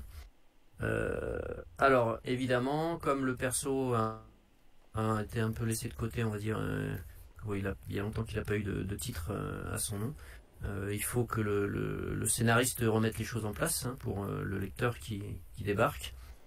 Et comme moi je ne suis pas tout ce que fait DC, loin de là, c'est vrai que pour moi c'était pas mal aussi d'avoir un petit rappel. Donc évidemment c'est un épisode assez introductif, on va dire, avec beaucoup de rappels, assez récapitulatifs, mais qui pose quand même, en s'appuyant sur les derniers événements de l'univers, qui pose quand même des bases assez intrigantes et qui s'aventure dans des territoires peut-être un petit peu inattendus, notamment les dernières pages là, qui proposent des choses intéressantes. C'est pas un excellent épisode, c'est un bon épisode qui fait démarrer les choses. C'est surtout le plaisir de retrouver le personnage et tout son univers tout autour de lui là. Et puis graphiquement, alors mon prénom c'est comment, Sean Izaakse. Il fait quand même bien le boulot, hein. C'est un bon dessinateur, ça tire carrément bien la route. Oui. Oui, franchement, hein, oui. c'est pas moche du tout, hein. C'est pas moche du tout. Et ça va bien avec l'univers du perso, quoi. Voilà, il est dans son sujet. Donc j'ai pris plaisir. Pour l'instant, c'est pas hyper dense en termes d'intrigue parce qu'il a fallu que le scénariste repose un peu les bases et réexplique certaines choses. Mais je pense que ça peut être très sympa comme mini-série, ou voire plus si ça fonctionne, quoi. C'est aussi pour ça que je l'ai pris en single VO, parce que de DC en VO je ne suis quasiment plus rien. Je me suis dit bon voilà, c'est ma petite pierre à l'édifice. Si je veux qu'on ait un peu plus de Green Arrow, il faut que je montre que j'aime ça. Et oui. Donc voilà. Tu as bien raison. Donc plutôt satisfait, même si c'est pas un excellent épisode. C'est un épisode qui remet les choses en place. C'était prévisible, hein, de toute façon. C'était voulu, je crois. Ouais, voilà. Et qui propose quand même quelques petites pistes à la fin là, qui sortent un peu des sentiers battus par rapport au personnage, quoi. Voilà. Donc plutôt satisfait, je dirais. Moi ça m'a. Et puis franchement graphiquement c'est très joli, hein. C'est très joli, hein. J'ai encore plus hâte de le lire parce que c'est aussi dans mes futurs colis. Et non, ça. Mais je crois que c'était voulu, hein. Il y avait cette volonté de réintroduire toute la Green Arrow famille. Et c'est vrai, comme tu l'as dit, quoi, le personnage de Green Arrow a tellement été malmené ces dernières années par DC Comics. Pour moi, le seul dernier run notable, et c'est pas pour faire encore une fois il y a du forcing sur Jeff Lemire, mais pour moi, le dernier run notable, c'est de Jeff Lemire, et je crois que ça doit dater facilement quasiment 10 ans. Alors moi, j'ai beaucoup aimé le dernier run. D'accord, c'est parce que j'ai pas suivi. Mais... La série Rebirth qui s'est terminée après au numéro 50, je crois que c'était pile le numéro 50, ça s'est arrêté. Franchement, j'ai bien aimé. Je sais plus qui était le scénariste par contre. Percy, ouais, de Ben Percy. Bah franchement, C'est pas mal, ouais. surtout la fin, j'étais un peu dégoûté que ça s'arrête parce que vraiment, ça n'a fait que monter en puissance et en intensité. Euh, c'est pour moi un super run et j'avais trouvé ça un peu abrupt d'ailleurs qu'on arrête alors que bah, je trouve que le personnage était en pleine forme, en tout cas éditorialement. D'accord. Donc je suis très content de le retrouver, en plus sous la plume de Williamson. J'ai pas encore lu, ça sera fait cette semaine, mais en tout cas les planches que j'en vois en preview là, ouais, Ça donne envie. Ouais, c'est ce qui me semblait. Ouais, c'était Percy et après c'était, il y avait plusieurs équipes de scénaristes, dont Colin Kelly et et Jackson Lanzing, Jackson Lanzing, tout à fait. dont on parle beaucoup en ce moment, hein, qui sont un peu partout là. Et a priori, c'était. Moi, j'avais pas été jusque-là. J'avais lu le début de Percy, puis c'est vrai que j'ai un peu lâché, mais c'est vrai que c'était très sympa, assez beau aussi. Hein. Il y C'était avait beau, Schmidt, oui, tout à fait. Juan Ferreira, c'était quand même pas des manches. C'est clair. Et bon, j'ai un peu lâché. Et puis c'est vrai qu'ils ont un peu coupé l'herbe sous le pied de Kelly et Lansing, qui je pense avaient plein d'idées. En tout Au cas, bout il de l'avait 3 dit, ouais, épisodes, qu'ils avaient ils encore leur- des choses ils à leur- raconter, ouais. Voilà. Ils leur ont dit merci, au revoir. Et bah, je pense que ça marchait pas. Hein. Sinon, Je sais pas. Ouais. puis c'était un peu l'époque où ils coupaient un peu dans tous les sens. Donc, Ouais. Mais c'est pas pour rien, je pense qu'ils l'ont annoncé d'abord en mini-série en 8, je crois. 6, en 6, maintenant c'est en 12. Ouais, mais il paraît que ça va être. S'il y a un succès, que ça va devenir une ongoing. Parce que c'est du Williamson. En plus, si j'ai bien compris, c'est quand même lié, très lié à l'après. Logique, c'est lié à l'après-crisis. Mm.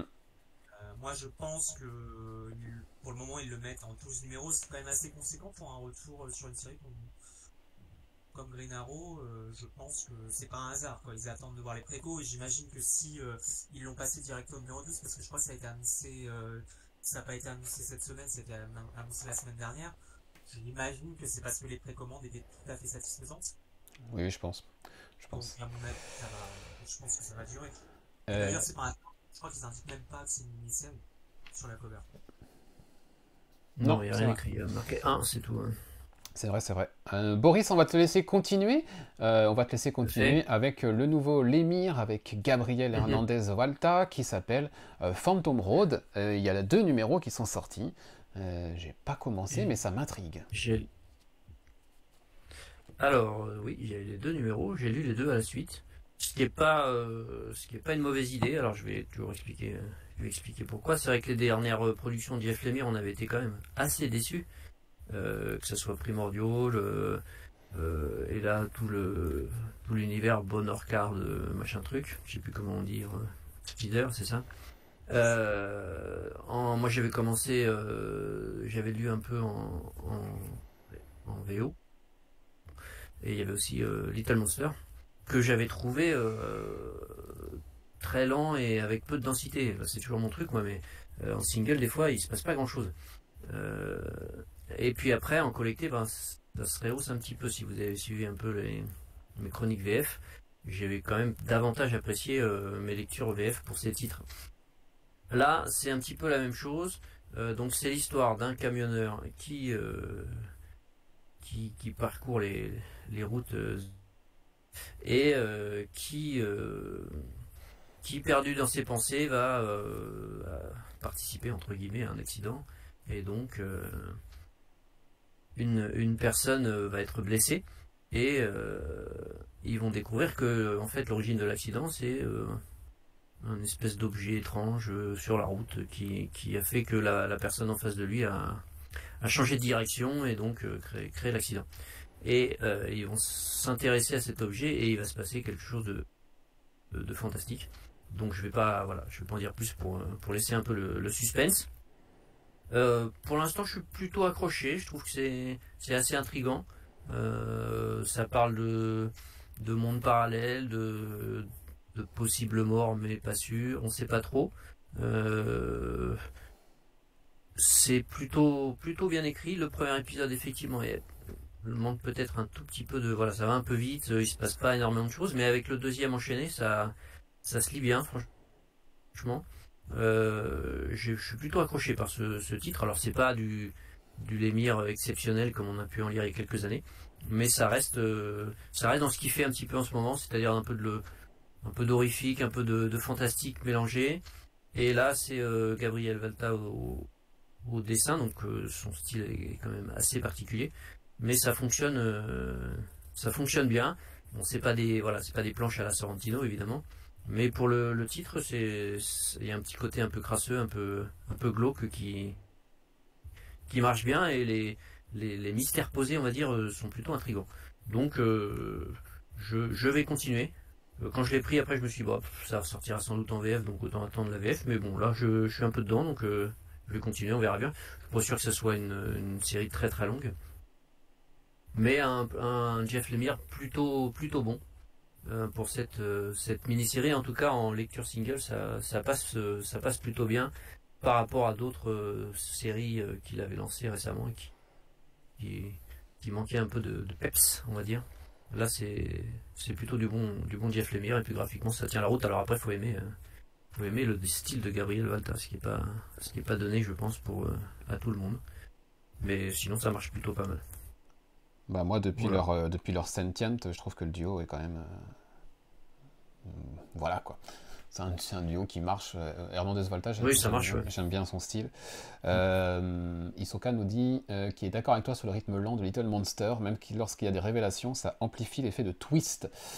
Et il est d'accord aussi pour dire que c'est très bon après 2 numéros, avec des infos données au compte-gouttes. Donc, plutôt pas mal, quoi. Oui, oui, c'est ça. Oui, il donne des livres, des mystères qui sont vraiment intrigants.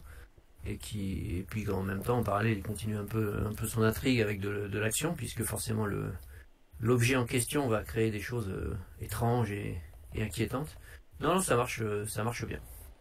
Ok, je vais enchaîner pour dire 2 mots. J'en ai parlé hier, pour ceux que ça intéresse d'avoir plus de détails. Eh ben, je vous invite à voir le replay de mon live d'hier. Mais quand même, pour la postérité, j'ai envie de dire, Mhm. il fallait que j'en parle aussi dans Comic Stories. Il s'agit de Héritage, le comics de Mathieu Tellet et Nathalie Anastasia, qui était sorti à l'occasion d'une campagne Ulule que j'avais ratée il y a quelques temps. J'ai profité de Paris Fan Festival pour récupérer le numéro 1 à la table de Mathieu. On a pu échanger un petit peu autour de tout ça.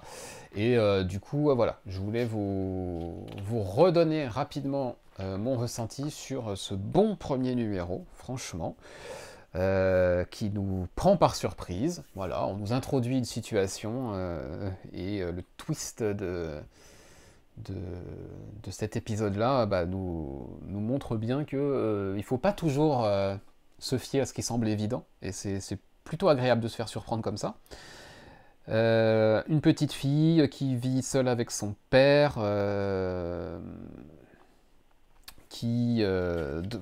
dans une ville protégée par un héros dont j'ai oublié le nom malheureusement, mais menacée par un vilain qui s'appelle le Crimson Crown.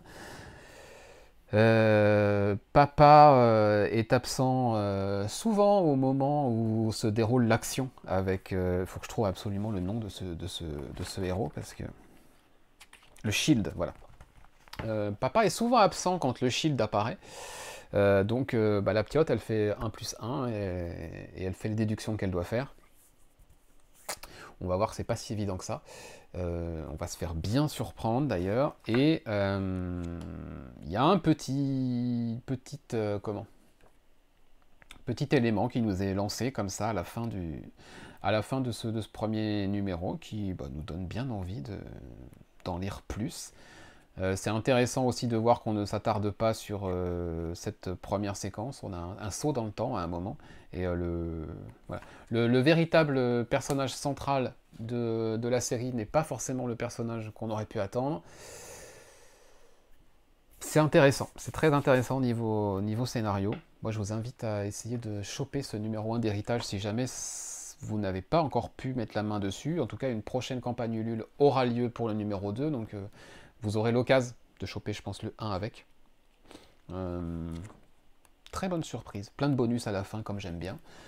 Voilà, très très bonne surprise. Je ne manquerai pas de vous faire un petit signe, un petit appel du pied quand le numéro 2 sera en financement, parce que ça mérite très très largement d'être soutenu, cette série. Voilà. Tu l'avais pas fait toi, Boris, je pense, Ulule. Non, non. Non, je connais pas, j'ai pas suivi ça. Ok. On va donc continuer. Moi, il me reste un titre à aborder. Il en reste, je crois, un à Clément et un en Deux. commun. Deux pour toi, Ah oui, Boris, mais il y en a un ouais, qui est en commun avec commun. Clément. Voilà, donc on va commencer par celui qui est en commun. Je vais vous laisser la parole à tous les deux sur John Carjo, numéro 5. Moi, j'en suis au numéro 4 et je ne doute pas que vous allez en dire du bien. Tout à fait. Bon, je continue, enfin Vas-y, vas-y. je parle vite fait, puis après. Donc, Giancarlo, c'est toujours cette histoire de robot vétéran, dirons-nous, Mhm. issu de, enfin issu, qui a été à l'origine de la création d'un comics, Giancarlo justement. Donc, on suivait son auteur en fin de vie, assez âgé, isolé, etc. Et, euh, et ce robot personnage de son comics qui débarquait chez lui et qui amenait tout un tas de choses étranges. Alors là, contrairement à ce qu'on aurait pu penser après le premier, qui se passait au Vietnam, etc., c'est pas du tout un comics de guerre ou ce genre de choses. C'est plutôt une histoire basée sur la vie de son auteur et la difficulté des vétérans à, à revenir, à s'intégrer, etc. Et c'est une série en fait extrêmement touchante qui donne parfaitement avec cet auteur de comics un peu très mélancolique par rapport au passé et qui entretient avec ce personnage, ce robot, ce Giancarlo, une relation finalement très intime et assez forte. À cela vient se greffer donc une famille qui est emménagée juste à côté et dont les enfants voilà, sont impliqués un peu dans cette relation. Et donc on est toujours dans le suivi. Évidemment, le robot, on se doute bien que derrière il y a quelque chose. Alors on sait qu'il est poursuivi, quelqu'un veut le récupérer. On ne sait pas encore trop pourquoi, même dans ce 5e épisode, c'est pas encore très net, ça vient petit à petit. Mais c'est toujours extrêmement bien écrit. Moi j'aime beaucoup cette série finalement. Au départ j'étais un peu surpris du ton et par rapport à Geiger qu'on avait lu, qui était vraiment sur l'esprit un peu aventure, super-héros, ce genre de choses, là on n'est pas du tout là-dessus. Et, mais ça fonctionne vraiment bien. Moi je suis assez impliqué et extrêmement touché par cette relation entre les deux, qui est bien écrite par Jeff Jones. Et puis graphiquement c'est du Gary Frank quoi, de très haut niveau, qui est très en forme et qu'on a vu souvent sur effectivement des récits super-héroïques. Mais là, sur ce récit plus intime, eh ben, c'est aussi superbe. C'est vraiment des belles planches. Et moi, j'accroche vraiment beaucoup à cette série. Je... Donc, pas un coup de cœur, mais vraiment j'ai vraiment plaisir à lire cette série. Quoi. Moi, sur les 4 premiers, Vraiment plaisir. c'est clairement un coup de cœur sur les 4 premiers. Je crois que Clément, tu aimes beaucoup aussi. Oui, ouais. Moi, pour le coup, c'est un coup de cœur. Boris a dit beaucoup de choses sur ça, mais effectivement, je suis comme Boris, hein, je m'attendais pas du tout à cette thématique ou à cette histoire-là en lisant John Carjo. Je m'attendais à effectivement quelque chose, un récit de guerre en fait, Mhm. et en fait, non, pas du tout. On est sur quelque chose qui est de l'hommage aux vétérans, sur la difficulté aussi pour sur ces vétérans d'être intégrés. C'est vraiment la toile de fond hein, en fait de Johnny Carjo. Et c'est ça où c'est une surprise, je m'attendais pas du tout à ça.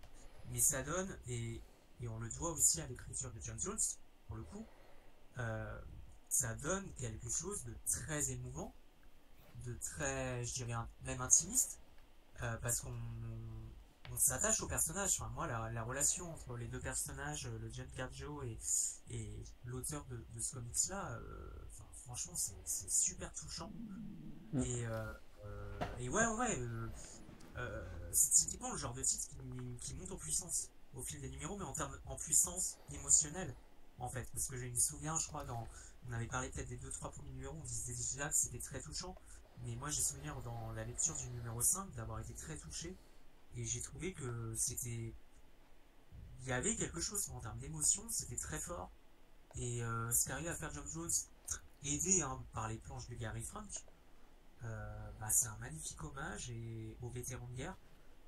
Et vraiment, ouais, non, pour moi, c'est un coup de cœur. Et honnêtement, par rapport à Geiger, à Geiger, pardon, je suis largement plus accroché par Giancarlo que par Geiger qui était très bon.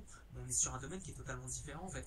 Et c'est là où, où c'est la surprise avec ce titre, c'est que Geoff Jones va sur un terrain sur lequel on n'attendait pas forcément. Et c'est pour le moment sur les 5 numéros, bah rien à dire quoi, c'est réussi de A à Z. On est d'accord. Hisoka confirme.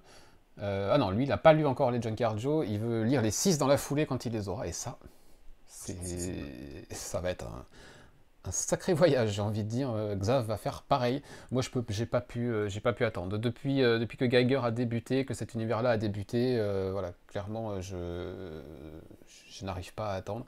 L'univers des Unnamed réserve de belles surprises. Je suis bien d'accord avec Xav dans le chat. Et surtout que, surprise, peut-être un peu plus inattendue, Gary Frank a posté des visuels de Geiger sous-titré qu'il allait revenir.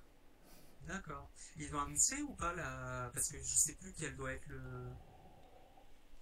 la suite. Normalement, il y a le Red Coat qui doit arriver et d'autres trucs comme ça. Enfin, ce qu'on avait vu dans le gros one-shot là, qui était censé sortir en décembre, c'est ça, Hisoka.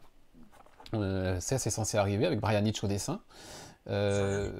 Mais du coup, Geiger is back nous a dit il y a quelques jours, Gary Frank avec des visuels à couper le souffle. Donc, deuxième arc, peut-être, je ne sais pas. Voilà pour l'actualité de l'univers Unnamed qui continue en tout cas à bien nous convaincre tous les trois. Je te laisse terminer pour ta salve à toi de chronique, Clément, en confirmant sans doute que Public Domain en VF, c'est aussi bien que ce que j'en ai pensé et que ce que Boris, je crois, en a pensé aussi. Complètement. J'ai lu le premier tome que je me suis avalé très rapidement, je pense en l'espace de 2 jours. Donc au dessin et au scénario, je crois, chez Ptersky. Oui. Yes. Sur ce titre. Alors effectivement, on en avait déjà parlé, enfin vous en avez déjà parlé en VO et moi je voulais attendre la VF parce que j'avais trop attendu pour lire VO. Gros coup de cœur. Gros coup de cœur parce que super bien écrit. Clairement, mais c'est ce que j'ai adoré, mais je pense que c'est ce qu'on a tous aimé. Gros tacle à la jugulaire envers les dérives de l'industrie du comics, notamment à l'ère hollywoodienne. Des tacles à peine déguisés envers Marvel et compagnie. Hein, à peine, hein, mais qui posent des problèmes de fond. Et c'est ça où c'est génial sur Public Domain. C'est que ça pose vraiment Zdarsky arrive à poser tous les problèmes de fond contemporains du comics actuel, donc c'est-à-dire l'adaptation, la question de la propriété intellectuelle qui est au cœur en fait du premier tome de Public Domain, peut-être aussi sur la difficulté à d'anciens auteurs peut-être de retrouver de l'élan, de réussir justement à récupérer les droits, mais enfin en gros c'est une totale réussite. J'avais même pas capté, on en avait parlé sur Discord de Mathieu, qu'il y avait aussi des tacles déguisés par exemple à Stanley. Il y a le problème aussi justement qui apparaît sur la question de la co-création des auteurs, et ça m'a tout de suite fait penser. Il y a eu la question, je crois, je sais plus si c'est Wonder Woman, Superman ou Batman. Je crois que c'est Superman. Oui, Superman, Batman aussi, voilà, où on parle souvent d'un des deux et on oublie souvent le deuxième. On va souvent citer le scénariste, mais pas forcément le dessinateur. Pas forcément le dessinateur. Et en fait, c'est des tacles à la jugulaire dans plein d'aspects, très subtils. Je dis ça, mais en fait c'est très subtil. Et je pense pour le coup que Public Domain, clairement, ça va être je pense que c'est à destination des lecteurs de comics qui connaissent quand même l'industrie, parce que je pense qu'un lecteur lambda va pas saisir du tout toute la richesse en fait de la série du premier tome. Et je pense même, je crois que je l'avais dit sur le Discord, j'avais dit que en fait je pense que ça mérite plusieurs lectures, parce qu'à mon avis il y a plusieurs degrés de lecture à avoir sur ça, mais c'est une réelle réussite. J'ai hâte de pouvoir lire ce deuxième tome. Il y a un sous-texte qui sera peut-être pas très clair pour les non-experts dans le comics, mais malgré tout, c'est quand même abordable par quelqu'un qui n'a pas forcément un énorme bagage dans tout ce qui va être le côté méta du comics, Hollywoodien. le côté dans la vraie vie, IRL, les scénaristes, les histoires de deal, etc. Même si on n'a pas ça, je pense qu'on est pour la plupart maintenant suffisamment éclairé et conscient de comment sont gérés et comment sont exploités les droits et compagnie, pour quand même apprécier cette histoire. Et effectivement, il y a des petits trucs cachés, des petites références voilà, qu'on a quand on est plus amateur. Mais c'est aussi gratifiant. Ouais, dans genre petite référence, ben, j'ai beaucoup aimé le petit tag, mais très subtil. Je sais plus qui l'avait mentionné sur, je me demande si c'est pas Xav, sur le Discord, sur un tag, mais vraiment au détour d'une case. Et c'est là où en fait ça montre en fait tout le génie de Zersky sur les numéros entre guillemets historiques, les numérotations. Et ça, j'ai trouvé ça génial. Et en fait, c'est là où en fait toutes les dérives sont. Oui, il y a plein de trucs. Et parfois, dans une seule réplique, dans une seule bulle, il y a un message qui pourrait mériter d'être étalé sur tout un numéro. Alors que voilà, c'est juste dans une bulle, c'est placé là, et bim, je place ça, et c'est. Ouais, c'est très savoureux de ce côté-là. Bon, bah écoute, tu rejoins le gang public domain, c'est cool. Boris, pour terminer de ton côté, après j'en aurai plus qu'une, et on aura terminé tout court. Ice Cream Man numéro 35, alors que enfin le monde du comics en France peut découvrir Ice Cream Man en VF chez Guiné Menin. On en est nous au numéro 35 de la série en VO. Et alors, qu'as-tu pensé de ce 35e opus? Il est en fait le 34 puisque je me suis trompé. Voilà, mais si tu me mets des mauvaises informations dans le conducteur. Ouais, du coup, moi, qu'est-ce que j'ai qu'est-ce que j'ai, moi, à l'image? Ah oui, pardon. Eh ben, j'ai la couverture du numéro 35. Elle est belle, hein, celle-ci. Mais c'est pas celui-là, c'est le 34. Mais vas-y. Mais vas-y, continue. Alors, le 34, donc, toujours sur un épisode en one shot. Là, on retrouve, on suit des sans-domicile qui errent dans un train qui les conduit au fil du territoire américain et qui vont se raconter un peu leurs histoires les plus rocambolesques, on va dire. Et qui un troisième larron au hasard d'un. Et forcément ça va déraper et le troisième larron est quand même bien allumé, c'est le plus barjot des trois et ça va se transformer en conte un peu horrifique. Donc c'est un bon épisode d'Ice Cream Man, pas le haut du panier, pas tout en bas, parce qu'il y en a quelques-uns qui étaient un peu moins bons. Non, ça se lit de façon assez agréable. On retrouve toujours le personnage de Ice Cream Man qui vient faire une petite apparition, ainsi que son frère Caleb, qu'on n'avait pas vu depuis longtemps, même s'il n'a pas un rôle excessivement important. Il y a une petite fin assez touchante, encore une fois, qui a un rapport avec la destinée d'un des personnages. Donc c'est plutôt agréable à lire, c'est une bonne petite histoire. C'est pas ce que je vous dis, c'est pas le coup de cœur, c'est pas un des meilleurs épisodes, mais c'est un épisode assez agréable. Et comme d'habitude, ce qui intéresse au-delà de l'aspect horrifique Maxwell Prince, c'est effectivement ces personnes un peu en perdition, qui se cherchent, qui sont dans la difficulté. C'est toujours ça un peu qu'il essaye de creuser et de mettre en avant. Donc là, on est carrément là-dessus. Puisque tu en parles, effectivement, la VF est sortie assez récemment. Bon, les retours des lecteurs français sont assez mitigés quand même sur ce premier tome, hein, j'ai l'impression. J'espère quand même que ça va pour qu'ils continuent la série. Le premier n'est pas forcément le meilleur. Voilà. Tout le potentiel arrive dans le deuxième et le troisième surtout. C'est pour ça que je trouve assez surprenant vu le retard que ça a sur la VO. On est quand même à 35 épisodes. Je trouve assez surprenant le choix de Egin et Menin de sortir juste les 4 premiers, de pas faire un plus gros volume, peut-être avec l'équivalent des 2 premiers TP en VO, ou de faire une sélection. Il y en a 35 parmi lesquels piocher, donc on pouvait peut-être aller dans un ordre un peu aléatoire. Il n'y a pas d'obligation de le lire dans l'ordre des numéros, puisque c'est des one-shots à chaque fois.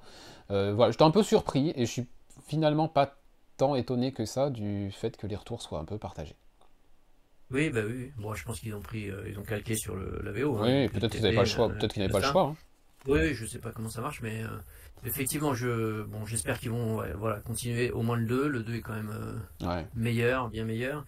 On verra bien. Enfin, nous, on suit en VO, donc on l'aura toujours, mais je sais pas si leur stratégie de lancement était la bonne, et sur leur titre, là aussi, ils ont sorti 3 titres la même semaine, Philadelphia, Seven Sons et Silvercoin. Je sais pas, c'est un peu, voilà. Et puis là, il y a Green qui est sorti, on n'entend pas trop parler.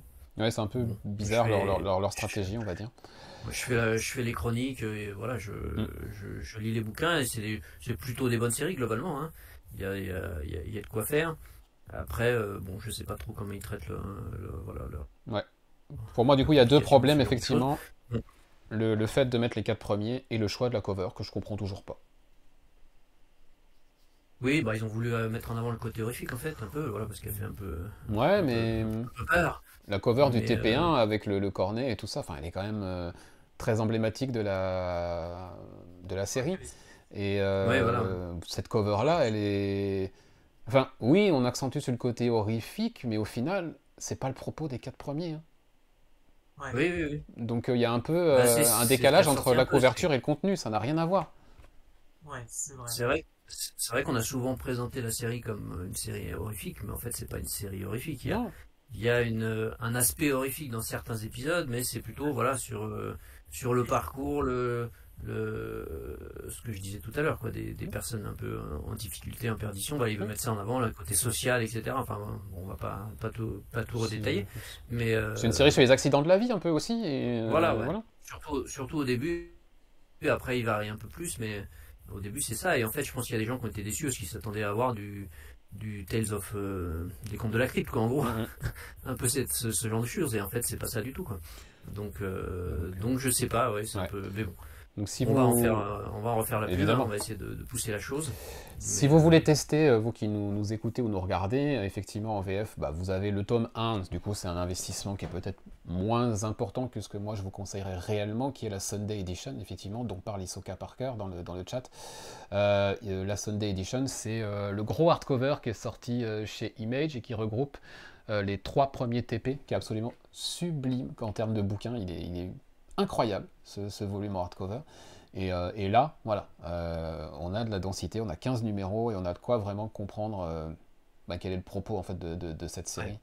Ouais. Et je pense qu'ils ont peut-être eu peur parce qu'ils auraient été obligés en sortant ça de faire un tarif un peu élevé. Bien sûr. Et que ça se vende pas du tout, quoi. Bien sûr. Mais bon, là, les quatre premiers tomes, bon alors c'est la période qui veut ça, on va dire, tout a augmenté, tout est cher. Mais c'est vrai que c'est pas le premier volume n'est pas donné non plus, mais donc pour 4 épisodes ça peut refroidir un petit peu, quoi. Donc voilà, tournez-vous vers la VO si vous voulez vraiment découvrir. Allez piocher quelques numéros. On avait fait un podcast pendant le confinement avec Boris où on parlait de nos numéros préférés. Il est toujours dispo sur le site et sur les plateformes.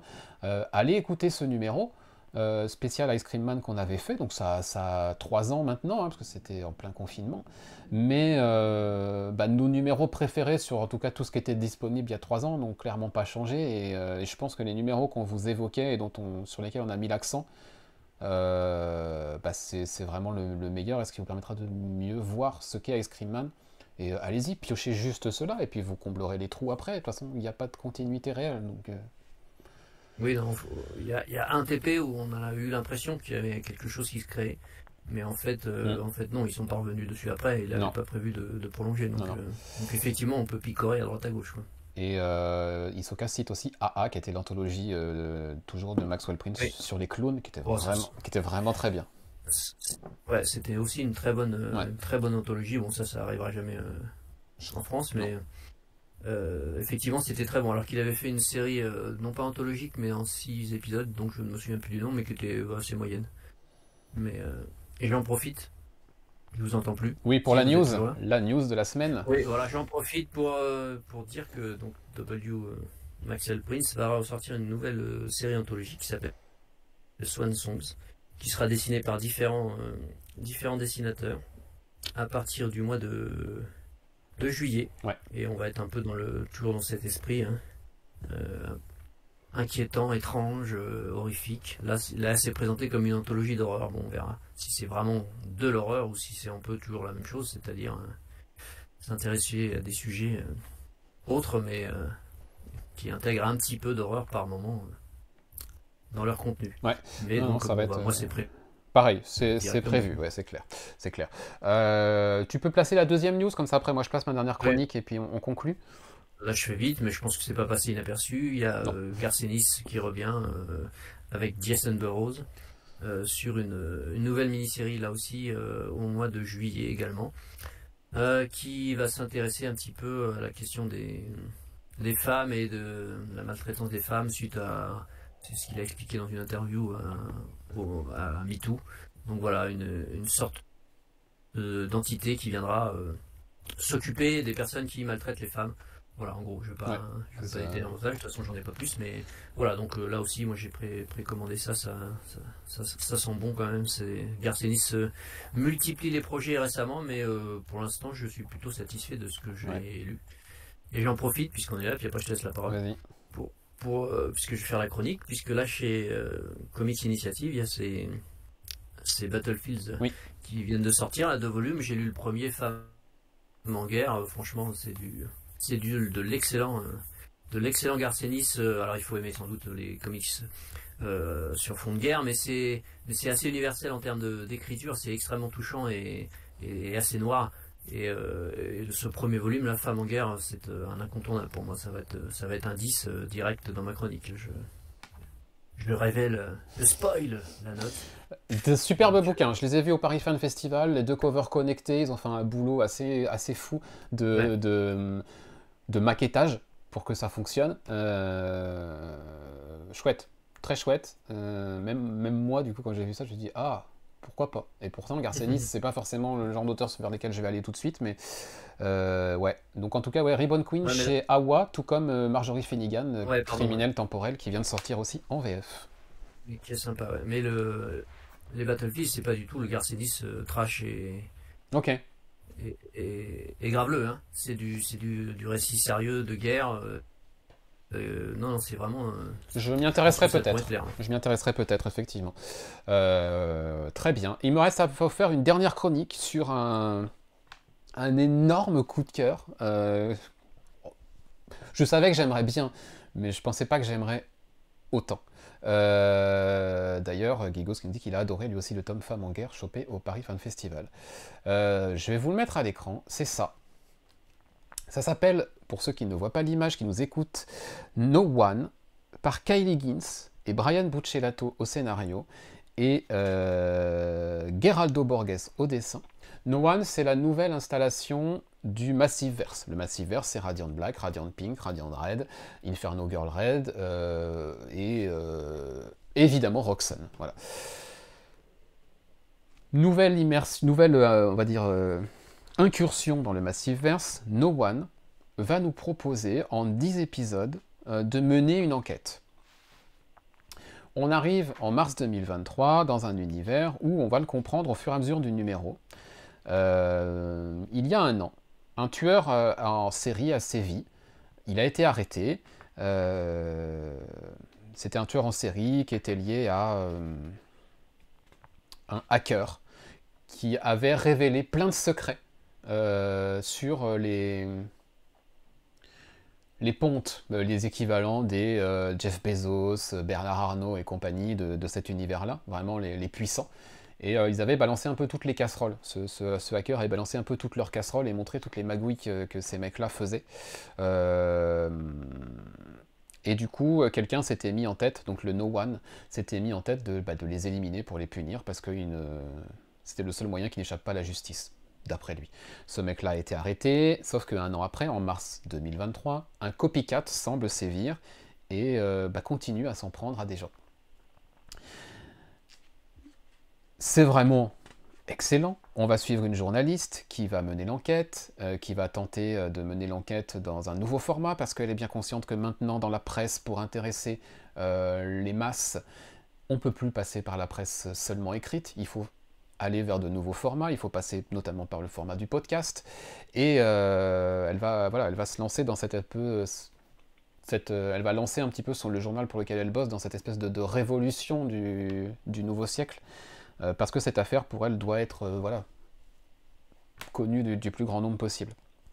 Donc on va suivre à la fois ce message sur le journalisme de nos jours, comment il évolue, comment il doit évoluer, mais aussi cette vraie enquête sur qui est le No One, avec un policier qui est mêlé de manière très personnelle à l'affaire. C'est vraiment très bon parce que on nous prend pas par la main, et ça j'aime ça. On nous amène en 2023, un an après les événements principaux qui ont donné naissance à toute cette intrigue, mais on ne nous les raconte pas tout de suite, on nous les fait comprendre au fur et à mesure du numéro. Au fur et à mesure du numéro, Buccellato et Higgins vont nous donner des petits morceaux pour nous dire voilà, ça date, il s'est passé ça il y a un an, et puis il y a 6 mois il s'est passé ça, et puis tac tac, on va reconstituer un peu le puzzle, de manière assez habile dans les dialogues en plus. Ça j'aime ça. On nous fait pas une narration classique, chronologique, on nous fait un peu réfléchir, voilà. Graphiquement, Geraldo Borges, c'est absolument fou. Et surtout, No One va s'intégrer dans la vie réelle, dans notre vie, par un côté très méta. C'est-à-dire que le podcast que cette journaliste enregistre pour nous rendre compte de son enquête, il existe dans la vraie vie. Il est dispo sur Spotify et sur les plateformes, joué par des acteurs, dont Patton Oswalt, qui prête sa voix, entre autres. Il y a un casting incroyable pour ce podcast. Les articles de presse qui étaient sortis à l'époque du No One, il y a un an, ils existent en ligne, vraiment. On peut aller les trouver. Le site du hacker, on peut aller le visiter, on peut aller voir les vidéos qu'il avait mises en ligne. D'ailleurs, il y a un petit jeu de piste parce qu'il faut trouver, pour pouvoir rentrer sur le site du hacker, il faut trouver le mot de passe. Et le mot de passe, il est caché quelque part. Peut-être dans le comics, peut-être dans un article de presse, peut-être ailleurs. Et en fait, il y a le comics à lire, et il y a l'enquête qu'on peut, nous, lecteurs, mener.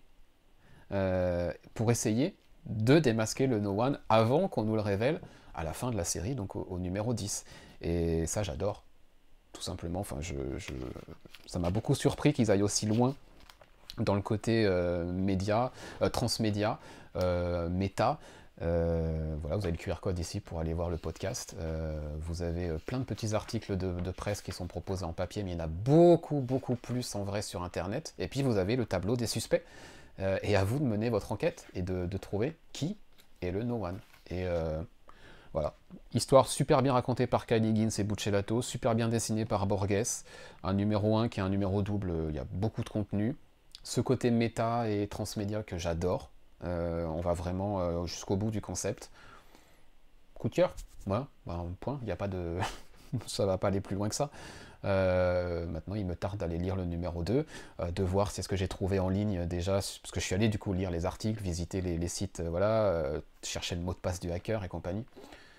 On s'y prend, quoi. On s'y prend vraiment, et maintenant j'ai envie de voir si les premières hypothèses que j'ai fonctionnent ou pas. Et je pense qu'on va nous balader comme ça pendant 10 numéros avec plein de révélations à la fois dans l'histoire et en ligne. Et ça va être juste super. Très chouette expérience. Essayez le numéro 1, c'est un numéro double, 3,99$. Vous avez plein de contenu additionnel de par le côté transmédia. Allez-y, quoi. juste tentez. Même si vous ne connaissez pas Radiant Black et compagnie, c'est pas grave. C'est pas grave. Le lien est assez faible pour le moment. Donc voilà. Je sais pas, Boris, toi, si tu es dans cette série ou si tu avais prévu. Non.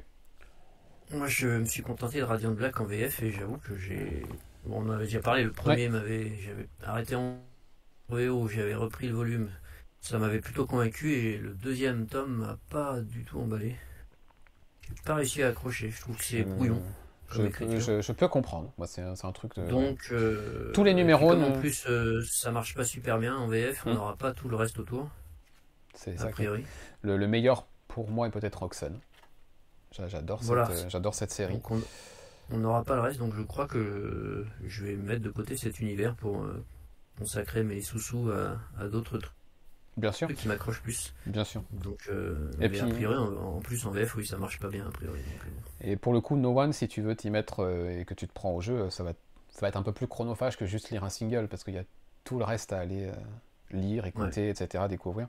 Et on n'est pas obligé de le faire, on peut se contenter de la lecture de l'histoire, mais moi qui ai ce côté un petit peu fan de ce genre de truc, de concept, bah, je pouvais clairement pas passer à côté. Je savais pas du tout qu'ils allaient aller aussi loin. J'avais juste lu la sollicitation, j'avais vu des posters, j'en ai un d'ailleurs, Who is No One, voilà, qui nous invite à mener l'enquête, mais je pensais que c'était juste dans la lecture en fait qu'on n'allait pas nous inviter à mener réellement l'enquête en créant des sites internet, etc. C'est vraiment assez remarquable ce lancement. Il me tarde de lire la suite cette semaine. Voilà. Eh bien, on est arrivé au terme de 2 heures sur Twitch. On va être sur 1h50 à 1h45 de podcast. Dense, beaucoup de titres, beaucoup de lectures, beaucoup de bonnes lectures, quelques coups de cœur. Une belle salve qui nous a occupés ce matin. J'espère que ça vous aura plu à vous qui nous écoutez en audio, ou alors à vous qui regardez ce replay. Alors que voilà, Clément, je vous avais dit, il allait faire... je vous avais annoncé qu'on n'était pas à l'abri d'une connerie de Clément. C'était soft, on aurait pu avoir pire. C'était soft. Il nous reste à vous remercier d'avoir écouté ce 326e numéro de Comic Stories, dispo sur YouTube en replay ou en audio. N'hésitez pas à nous rejoindre en live pour le prochain enregistrement. Merci à tous ceux qui étaient dans le chat, qui ont proposé aussi, qui ont posé des questions, qui ont donné leur avis, etc., qui ont beaucoup interagi. C'était très chouette. Donc merci à vous de vous être réveillés un petit peu plus tôt comme Gigos, parce qu'on a commencé à 10h quand même, un jour férié. On est des grands malades. À très vite pour une 327e salve de chronique. On aura encore pas mal de choses à se dire. En tout cas, moi j'ai un carton qui arrive demain et clairement, il va falloir qu'on parle de certaines choses qui sont à l'intérieur. Comicstories.fr pour tous les articles, pour les interviews de Boris, notamment. Il y a pas mal de chouettes trucs qui sont arrivés cette dernière semaine et qui vont encore arriver. Donc, allez aussi voir. Nous aussi, on est cross-média. Donc, allez aussi voir la version écrite de Comic Stories. Merci pour votre fidélité et à très vite. Salut!